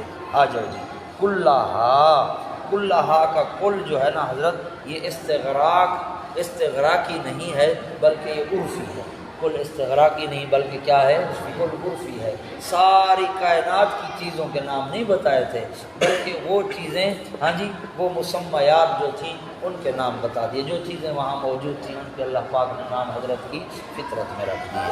اچھا جی، ثم عرضهم علی الملائکۃ، پھر ان کو پیش کیا اوپر کن کے، فرشتوں کے۔ اب حضرت علم آدم الاسماء کلہا ثم عرضهم، ادھر ہا ضمیر لائے اور ادھر واحدہ مؤنثہ اور ادھر جمع مذکر، سمجھیے یہ تغلیب ہے حضرت، کیا ہے جی، تغلیب ہے۔ عقلا کو غلبہ دیا گیا، عقلا کو غلبہ دیا گیا غیر عقلا پر، عقلا کو غلبہ دیا گیا غیر عقلا پر، غیر ذوی العقول پر ذوی العقول کو غلبہ دے کر ضمیر ذوی العقول والی ذکر کی۔ یہ بات سمجھ آئی ہے؟ بات سمجھ آئی ہے؟ ہاں جی دیکھیں، کچھ چیزیں ہیں جو عقل والی ہیں، ان کو کہا جاتا ہے ذوی العقول، کچھ چیزیں ہیں بے عقل، ان کو کہا جاتا ہے غیر ذوی العقول۔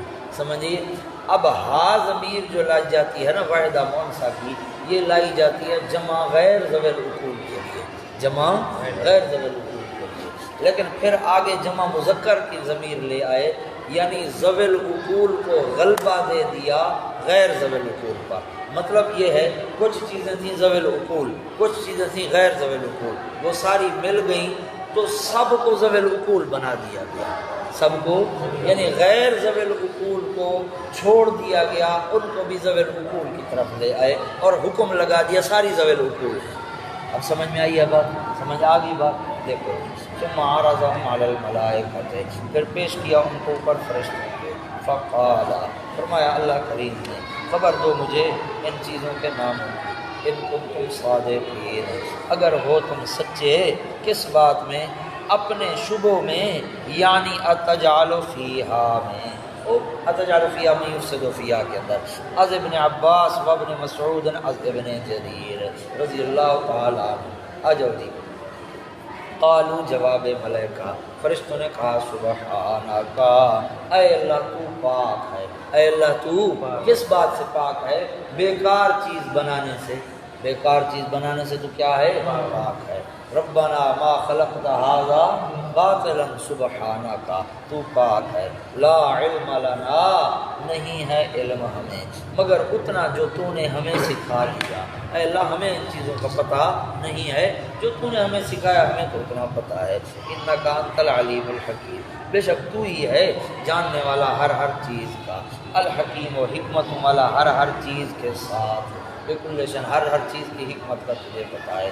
قال یا آدم، اللہ کریم نے فرمایا اے آدم علیہ السلام، انبئہم باسمائہم، بتاؤ ان کو ان چیزوں کے نام۔ حضرت فوراً بتانے لگ گئے، یہ فلاں چیز ہے، یہ فلاں چیز ہے، یہ فلاں چیز ہے۔ کیوں؟ اللہ نے فطرت میں رکھ دی تھی، اللہ نے بات کیا رکھ دی تھی؟ فطرت میں۔ مثال کے طور پر گائے کا بچہ جو پیدا ہوتا ہے حضرت، تم اس کو ماں سے دور لے جاؤ، 50 گائیں کھڑی ہوں، اس کو چھوڑو، وہ سیدھا اپنی، اس کو کس نے بتایا کہ یہ تیری ماں ہے؟ فطرت میں رکھ دیا نا اللہ پاک نے، سمجھ میں آئی بات؟ ہاں جی۔ اسی طرح جناب بطخ کا بچہ ہے، ہاں جی، وہ انڈے سے نکلا، آج کل جس طرح مشین میں انڈے سے نکلواتے ہیں بچہ، مشین میں نکلواؤ، اس نے پانی دیکھا ہی نہ ہو، ہاں جی، فوراً لے جاؤ اس کو حوض میں چھوڑو، وہ تیرنا شروع کر دے گا۔ وہ اس کو کس نے سکھا دیا ہے؟ یہ فطری تعلیم، سمجھیے نا جی۔ آ جاؤ جی، فلما انبأهم باسمائہم، اور جو خبر دی حضرت نے ان فرشتوں کو باسمائہم، ان چیزوں کے نام کی، قال، تو اللہ کریم نے فرمایا الم اقل لکم، کیا نہیں کہا تھا میں نے تمہیں، انی اعلم غیب السماوات والارض، انی اعلم، بے شک میں خوب جانتا ہوں، خاصہ علمیہ باری تعالی، خاصہ علمیہ میں خوب جانتا ہوں، چھپی چیزیں آسمانوں کی، یہ آفاقی علوی کا بیان ہے، والارض، اور زمینوں کی، یہ آفاقی سفلی کا بیان ہے، وَأَعْلَمُ، یہ انفسی کا بیان، اور میں جانتا ہوں ما تبدون، جو تم ظاہر کرتے ہو۔ ظاہر کیا کیا؟ اتجعل فیہا، وہ اعتراض جو تھا وہ ظاہر کر دیا نا، وما کنتم تکتمون، اور جو تم چھپاتے ہو، اور جو تم چھپاتے ہو۔ حضرت فرشتوں نے کیا چھپایا ہوا تھا؟ دل میں کیا بات چھپائی ہوئی تھی کہ اللہ کریم نے فرمایا ما کنتم؟ تو جواب اس کا یہ ہے،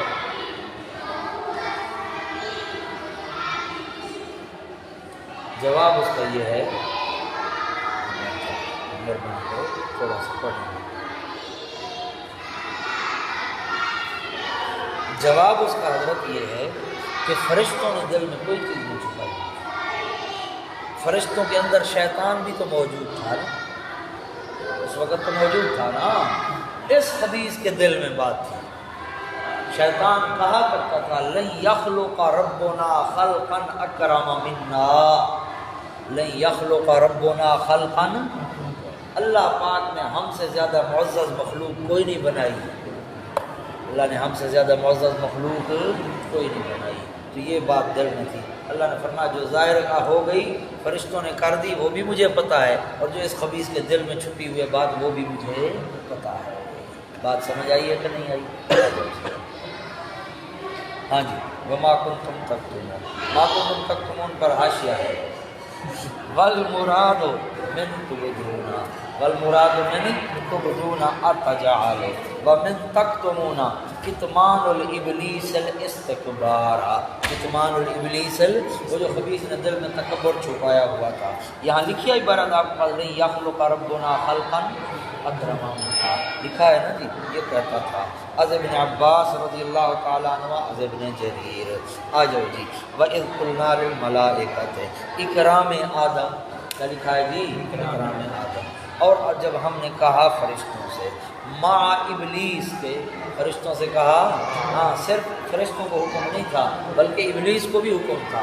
اور جگہ آیا نا اللہ کریم نے فرمایا یا ابلیس ما منعک ان تسجد اذ،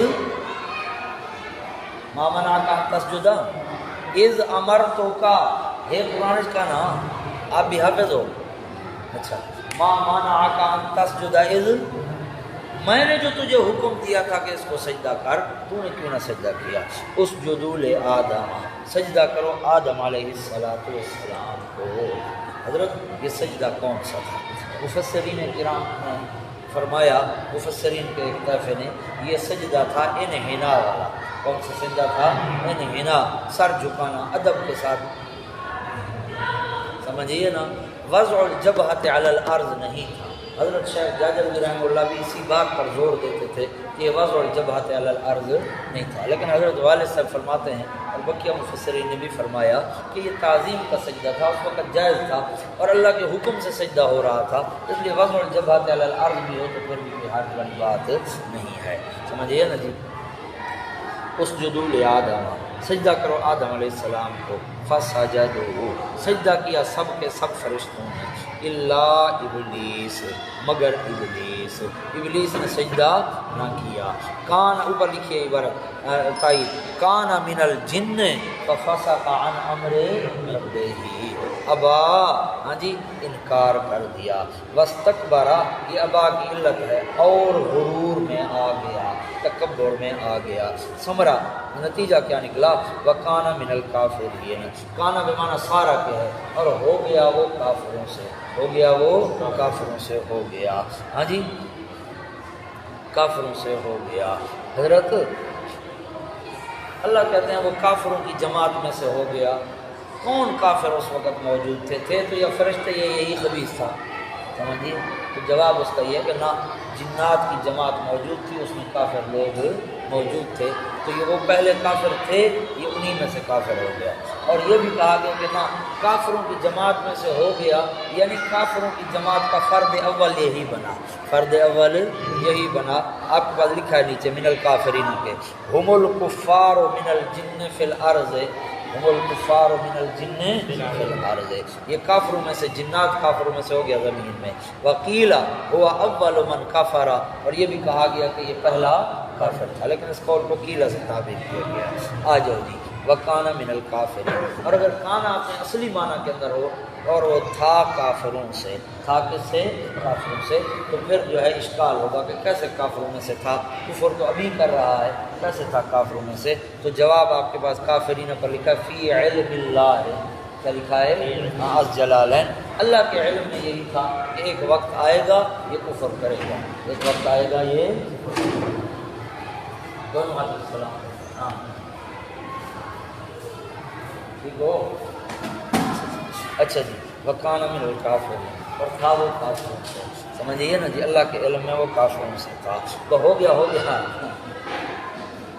اچھا جی، وقلنا، او جی، اور ہم نے کہا یا آدم ہو، اے آدم علیہ السلام، توجہ کرو توجہ، اسکن انت و زوجک الجنت، اسکن انت رہو آپ و زوجکا، یہ کیا لکھا جی؟ نمبر اول مسکن قلب، نمبر اول مسکن قلب، دل کا سکون جو ہے، زوجکا بیگم صاحبہ آپ کی، ہاں جی، الجنت مسکن بدن، کہاں رہو جی؟ جنت میں، کہاں رہو؟ جنت میں، زوجکا۔ حضرت بی بی حوا کب پیدا ہوئی؟ بی بی حوا کب پیدا ہوئی؟ اللہ فرما رہا ہے اسکن انت و زوجک الجنت، بی بی حوا کب پیدا ہوئی؟ اس میں مختلف اقوال ہیں۔ حضرت عبداللہ ابن عباس رضی اللہ تعالیٰ عنہ فرماتے ہیں بی بی صاحبہ جنت کے اندر پیدا ہوئی۔ آدم علیہ السلام جنت میں رہ رہے تھے تو اکیلے رہتے تھے، باقی تو سارے فرشتے ہیں، اکیلے آدم انسان ہیں تو اداس رہتے تھے۔ ایک دن سوئے، آنکھ جو کھلی تو ساتھ بی بی صاحبہ سے یہ پیدا کر دی۔ ہاں جی، اچھا۔ اور دوسرا قول یہ ہے کہ نہ، جنت میں داخلے سے پہلے پیدا ہوئی۔ قرآن میں بھی اشارہ اسی بات کی طرف ہے، اسکن انت و زوجک الجنت، پہلے پیدا ہو گئی تھی، اس لیے اللہ نے فرمایا تم بھی اور تمہاری بیوی بھی کہاں رہو؟ جنت میں۔ آ جاؤ جی، آپ کے پاس حاشیے پر یہ عبارت لکھی ہے، پڑھ لینا۔ آ جاؤ جی، الجنت جنت میں۔ اچھا، اب حضرت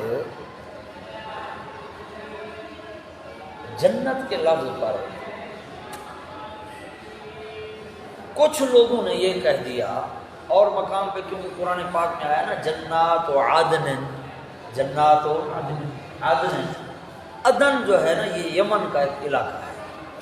عدن کیا ہے؟ یمن کا علاقہ، اور آئی خوبصورت ہے، اور باغات اور چشمے، اور بڑا خوبصورت علاقہ ہے۔ یمن ویسے خوبصورت، تو عدن جو ہے وہ یمن کا سب سے خوبصورت ہے۔ بعض اللہ کے ولیوں نے کہہ دیا کہ یہ جنت جو ہے یہ یمن والی، عدن والی تھی۔ جنت کون سی تھی؟ یمن والی جنت تھی۔ بھئی وہ کیوں تھی؟ وہ کہتے ہیں بابا دیکھو، بات یہ ہے کہ اللہ نے تو قانون بنایا، جو جنت میں داخل ہو گیا پھر دوبارہ، تو یہ جو داخل ہوئے پھر ان کو نکال دیا، اس سے معلوم ہو وہ حقیقی جنت نہیں تھی، عدن والی جنت تھی، سمجھیے۔ تو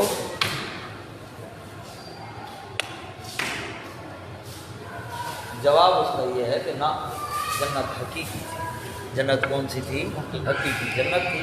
باقی نکالا جانا جو ہے اس سے پہلے تو اللہ کریم نے قانون ہی نہیں بتایا تھا۔ جنت آدم علیہ السلام کو دنیا میں آنے سے پہلے اللہ نے تو یہ قانون ہی نہیں بنایا تھا۔ یہ تو حضرت دنیا کے اندر آ گئے تو پھر اللہ نے کہا فَإِمَّا يَأْتِيَنَّكُم مِّنِّي هُدًى فَمَنِ اتَّبَعَ هُدَايَ فَلَا يَضِلُّ وَلَا يَشْقَىٰ۔ یہ تو اللہ نے قانون ہی بعد میں بنایا۔ جنت روحی تھی، اور جنت سے روحیں نکالی جائیں گی۔ انبیاء کی ارواح جنت میں ہیں، ہاں جی، شہداء کی ارواح حساب و کتاب کے وقت میدان محشر میں نکالی جائیں گی، پھر روح اور بدن دنیا والا ملا کر پھر جنت میں داخل کیا جائے گا۔ بات سمجھ میں آئی ہے جی؟ آ جاؤ جی۔ وَكُلَا مِنْهَا رَغَدًا حَيْثُ شِئْتُمَا، اور کھاؤ تم دونوں اس جنت سے، راغدن دل کھول کر، حیث شئتما جہاں سے تم دونوں چاہو، ولا تقربا، امتحان آدم و حوا علیہم السلام، اور نہ قریب جانا تم دونوں، ہذہ الشجرۃ، اس درخت کے، اس درخت کے قریب نہ جانا، فتکونا من الظالمین، تو آپ ہو پڑو گے اپنا نقصان کرنے والوں سے، اپنا نقصان کرنے والوں سے ہو پڑو گے۔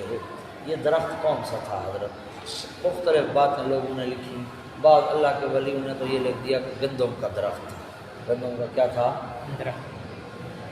گندم آدم علیہ السلام نے کھائی، سزا کے طور پر اولاد آدم آج تک گندم کھا رہی ہے۔ تو بھئی گندم کا درخت ہوتا ہے؟ ہاں، او بابا گندم کا تو خوشہ ہوتا ہے، سمجھیے۔ اللہ نے تو کہا لا تقربا ہذہ الشجرۃ، اس درخت کے قریب نہ جانا، سمجھیے۔ قرآن نے بھی تعیین نہیں کی، حدیث پاک نے بھی تعیین، تو ہمیں بھی اس کے پیچھے لگنے کی ضرورت ہے۔ تھا کوئی درخت تھا۔ حاشیہ پڑھو، آپ کے پاس حاشیہ ہے۔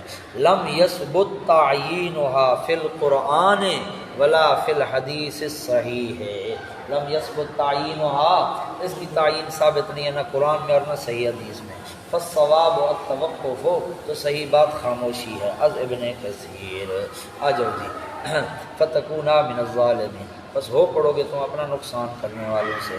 فَأَزَلَّهُمَ الشَّيْطَانُ، خداع شیطان، کیا لکھا ہے جی؟ خداع شیطان۔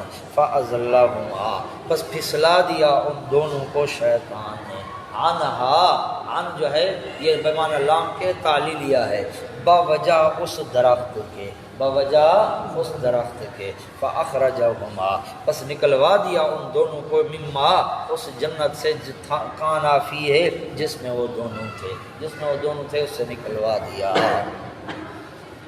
پہلی بات حضرت ازلہما، حضرت دونوں کو شیطان نے پھسلا دیا۔ پھسلایا کیسے؟ پھسلایا کیسے؟ اس کے بارے میں بھی کہانیاں، رنگین کہانیاں مشہور ہیں، ہاں جی، کہ جناب شیطان جو ہے نا جی، وہ ایک سانپ جا رہا تھا جنت میں، ہاں جی، پہلے اس کے پاؤں ہوا کرتے تھے، پاؤں اس کے ہوا کرتے تھے، یہ جا رہا تھا جنت میں، شیطان نے کہا یار مہربانی کر، مجھے فرشتے اندر نہیں جانے دیتے، تو مجھے اپنے پیٹ میں داخل کر کے اندر لے جا، سمجھیے، یہ اندر لے گیا، شیطان اندر چلا گیا، اندر جا کر اس نے آدم علیہ السلام اور بی بی حوا کو پھسلایا، تو یہ دونوں جنت سے نکال دیے گئے، تو سانپ پر اللہ ناراض ہوا اور اس کے پاؤں چھین لیے، اب یہ گھسٹ رہا ہے۔ اچھا، ابھی بات یہ ہے کہ جنت سے چلو فرشتوں کو تو لا علمی میں چلا گیا، شیطان اندر تھے، اللہ پاک کدھر تھا؟ اللہ کو پتہ نہیں تھا۔ بعد نے کہا جی مور جا رہا تھا جنت میں، سمجھیے، مور جا رہا تھا، شیطان اس کے پاؤں کے ساتھ چمٹ گیا، یہ اندر جنت میں چلا گیا، پہلے اس کے پاؤں بڑے خوبصورت تھے، اس کے بعد اللہ نے اس کے پاؤں کو بدصورت کر دیا، اب یہ اپنے پاؤں کی طرف دیکھ کر روتا رہتا ہے، دیکھ کر کیا کرتا ہے؟ اس طرح جناب عجیب و غریب کہانیاں، اور جس طرح جو ہے نا وہ کسی چودھری کا ڈیرا ہو نا، اس کے لیے مثالیں مشہور کر دی، جنت کے لیے بھی ایسی مثالیں مشہور۔ اصل بات کیا ہے؟ اصل بات قرآن پاک نے خود بیان کر دی، فَوَسْوَسَ لَهُمَ الشَّيْطَانُ، کیا فرمایا؟ شیطان جنت میں داخل نہیں ہوا، نہ وہ داخل ہو سکتا تھا، جنت ہے، کوئی خالہ جی دا واڑا تھوڑا، خدا کی جنت ہے، کوئی عام بات ہے، سمجھیے، وہ داخل ہو ہی نہیں سکتا تھا۔ اللہ پاک نے حضرت جنات میں یہ طاقت رکھی ہے کہ یہ دور بیٹھ کے انسان کے دل میں خیالات ڈال سکتے ہیں، وسوسہ، تو شیطان نے بھی وسوسہ ڈالا حضرت کے دل کے اندر، سمجھیے یہ بات کی۔ اب جب وسوسے والی بات کہی تو اس پر اشکال ہوا، اس پر کیا ہوا جی؟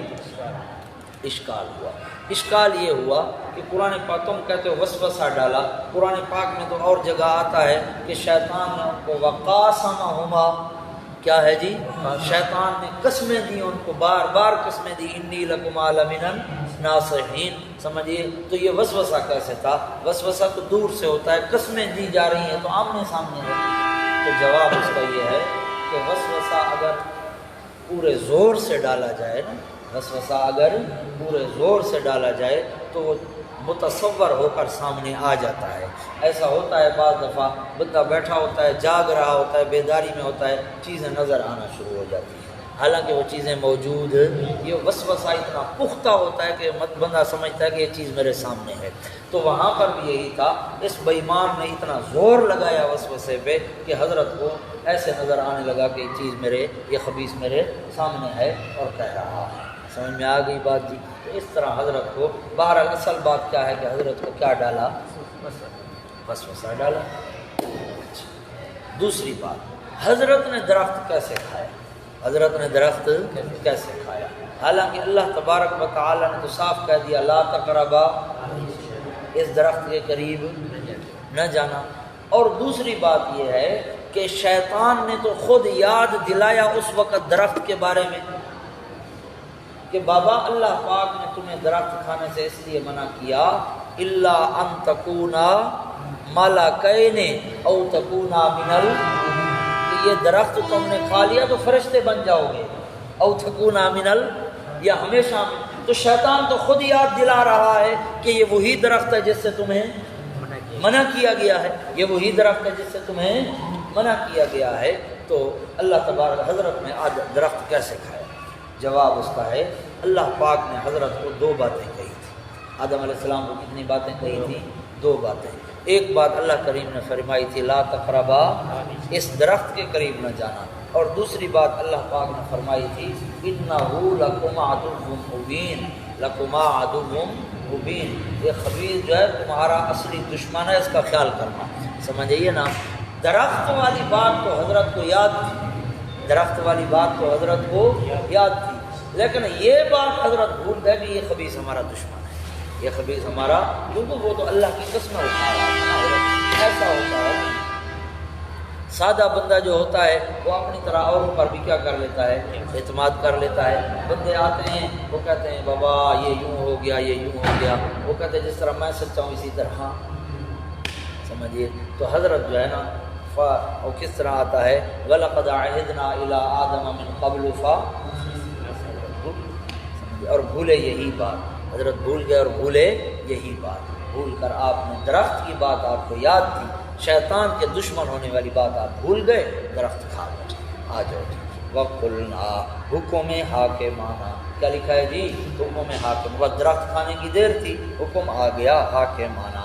ہم نے کہا اہبطو، عتاب اول ہے اور یہ امر ایجادی ہے، اترو جلدی۔ اہبطو کیا ہے، اترو، بعضکم لبعض عدو، یہ عتاب نمبر 2 عداوت ہے، بعض تمہارا بعض کے لیے دشمن ہوگا، جس کی وجہ سے عیش منغص ہوگا، جس کی وجہ سے عیش منغص ہوگا، عیش اور آرام اور سکون جو ہے وہ ختم ہو جائے گا۔ وَلَكُمْ فِي الْأَرْضِ، عتاب سوم ہے، اور تمہارے لیے زمین میں مستقر ٹھکانہ ہے، اور نفع اٹھانا اِلیٰ حین، ایک مقرر مدت، یعنی موت تک، یعنی موت تک، فی الارض پر، یعنی وہاں بھی ہمیشہ کی جگہ نہیں بلکہ، یعنی وہاں بھی ہمیشہ کی جگہ نہیں بلکہ اِلیٰ حین، ایک مدت مقرر تک۔ فَتَلَقَّىٰ آدَمُ مِن رَّبِّهِ کَلِمَاتٍ، بس حضرت آدم علیہ السلام کو اتار دیا گیا، جنت سے نکال دیا گیا، اور مقام پر کس طرح آتا ہے، فوسوس لهما الشیطان لیبدی لهما ما غوری عنہما من سوآتہما، سمجھئیے، بس فوراً جنت کا لباس اتر گیا اور شرمگاہیں جو ہیں وہ کھل گئیں۔ اس وقت اللہ نے فرمایا الم ما نہاکما ربکما عن هذه الشجرۃ، او اللہ اکبر، اس طرح آتا ہے ما غوری عنہما من سوآتہما وقال ما نہاکما ربکما، اچھا جی، بس جناب اتر گیا، اور مقام پر کس طرح آتا ہے کہ وہ درخت جنت کے پتے، من ورق الشجرہ، اللہ اکبر، من ورق الجنہ، سورۃ طٰہٰ کے اندر آتا ہے نا، فَطَفِقَا يَخْصِفَانِ عَلَيْهِمَا مِن وَرَقِ الْجَنَّةِ، جنت کے پتے جو ہے وہ اتار اتار کر اپنے شرمگاہ پر دینے لگے، سمجھیے فطرت تھی نا جی، حیا تھا، تو بہرحال جنت سے نکال دیے گئے۔ اب جناب آ گئے نیچے، ہاں جی، آدم علیہ السلام کو اتارا، اور جگہ اما ہوا کو اتارا، وہ اپنی جگہ رو رہا ہے، وہ اپنی جگہ رو رہی ہے، کئی 100 سال گزر گئے، ایک روایت میں آتا ہے 900 سال، کتنا عرصہ، اور دوسری روایت میں آتا ہے نہ 900 سال نہ 600 سال تک جدا جدا روتے رہے، 600 سال تک۔ پھر اس کے بعد میدان عرفات میں جبل رحمت، اللہ ہم سب کو لے جائے، زیارت نصیب فرمائے، ہاں جی، جبل رحمت پر ملاقات ہوئی۔ اس ملاقات کے بعد 300 سال مل کر اللہ کو جو ہے وہ مناتے رہے، کتنا عرصہ، 900 سال کل مدت ہے، کل مدت 900 سال ہے، سمجھیے نا جی۔ بہرحال حضرت اگر 300 سال بھی ہو تو تھوڑا عرصہ ہے، مناتے رہے، لیکن اللہ پاک مانتا۔ آخر آدم علیہ السلام نے خود کہا اے مولا تو بتا تو کیسے راضی ہو، خود بتا تو کیسے راضی ہوگا۔ اب فتلقا پر آپ کے پاس لکھا ہے ضرورت وحی، لکھا ہے آدم علیہ السلام کے بارے میں نبی کریم صلی اللہ علیہ وسلم نے فرمایا اللہ پاک نے حضرت کو جتنا عقل اللہ نے ساری انسانیت کو دینا تھا اس کا آدھا حصہ اکیلے آدم کو دیا۔ اب اندازہ کرو، اتنا سمجھدار بندہ اور بھول گیا کہ یہ میرا دشمن ہے، ہاں جی، اور پھر آپ اندازہ کریں اتنے عقل والا بندہ، اللہ کو راضی کرنے کے لیے حضرت نے کیا کیا طریقے اختیار نہیں کیے ہوں گے، لیکن اللہ راضی معلوم ہوا وہی کے مقابلے میں اللہ کو راضی کرنے کے لیے عقل کیا ہے، ناکام ہے وہی کی ضرورت ہے، عقل ناکام ہے کس کی ضرورت ہے؟ وہی کی ضرورت. کہیں کون ہے وہ روکی کھڑے قریب؟ ہاں جی کم کر دیتے لینتھ کم تھا. اچھا آ جاؤ جی. فتلقا آدم، سیکھ لیے، پھر سیکھ لیے آدم علیہ السلام نے، پھر سیکھ لیے آدم علیہ السلام نے میرے رب ہی اپنے پروردگار سے کلمات چند کلمے سیکھ لیے. فتاب علیہ تو متوجہ ہوا اللہ پاک ان کی طرف، اس لیے کہ بے شک وہی اللہ ہے التواب پوری طرح متوجہ ہونے والا، بہت متوجہ ہونے والا، الرحیم و بڑا مہربان. حضرت یہ کلمے کون سے تھے جو آدم علیہ السلام نے سیکھ لیے؟ ایک روایت ملتی ہے جس کو شیخ الحدیث مولانا محمد زکریا صاحب رحمۃ اللہ تعالی علیہ نے فضائل اعمال کے اندر بھی لکھا، لیکن آپ نے اس کے ساتھ حاشیہ لگایا اور اس کے بارے میں لکھا. افسوس ہے کہ وہ روایت پڑھی جاتی ہے، حاشیہ نہیں پڑھتے. اچھا جی، روایت کیا ہے جی؟ روایت یہ ہے کہ آدم علیہ السلام نے اللہ پاک کو واسطہ دیا تھا. اللہ پاک کو کیا دیا تھا؟ واسطہ دیا. اے اللہ مجھے تیرے آخری پیغمبر کا واسطہ میری توبہ منظور فرما. اللہ کریم نے کہا اے آدم تجھے کیسے پتہ چلا کہ وہ میرا آخری پیغمبر ہے؟ آدم علیہ السلام نے عرض کیا اللہ میں جب جنت میں رہتا تھا تو میں نے دیکھا تھا عرش کے ایک کونے پر لکھا ہوا تھا لا الہ الا اللہ محمد الرسول اللہ، تو میں سمجھ گیا کہ یہ آپ کا نبی ہے، ہاں جی آپ کا پیغمبر ہے، آپ کا قاصد ہے.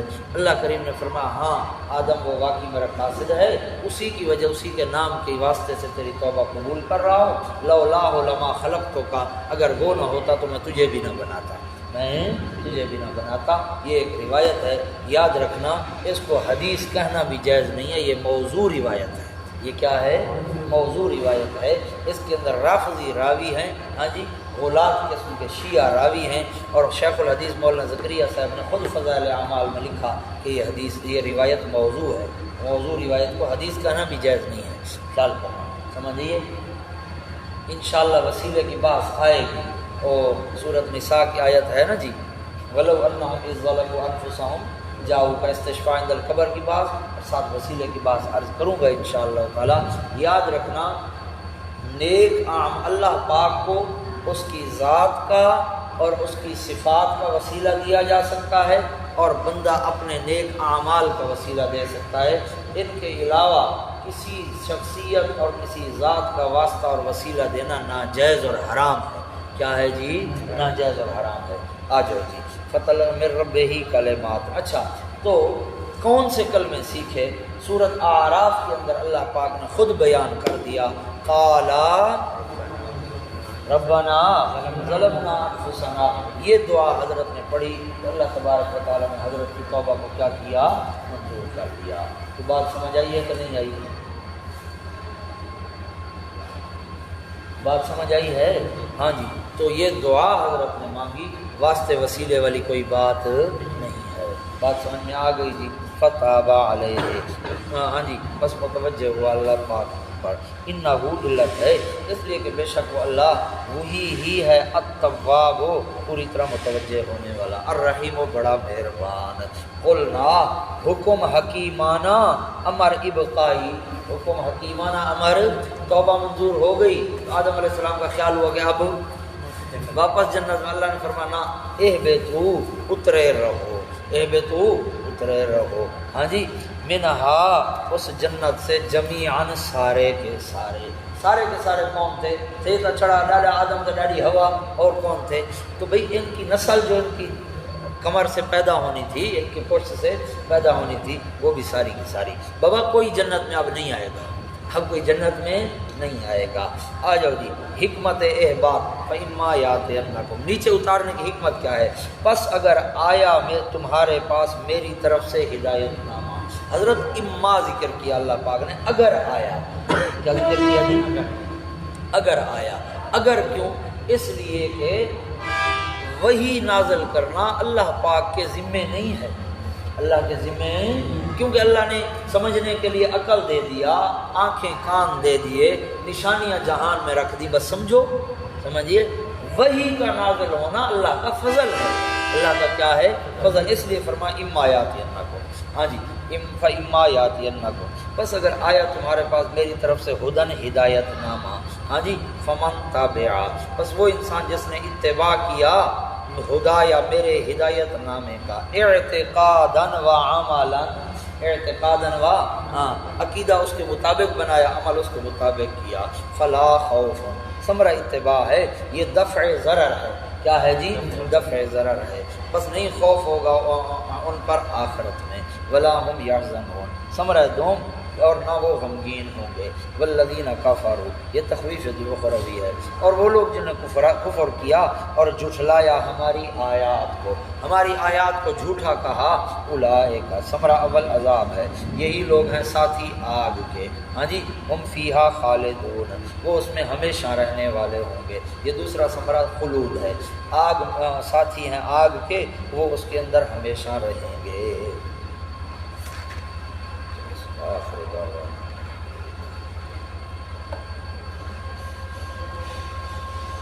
بند کرے بند کر اور کچھ کریے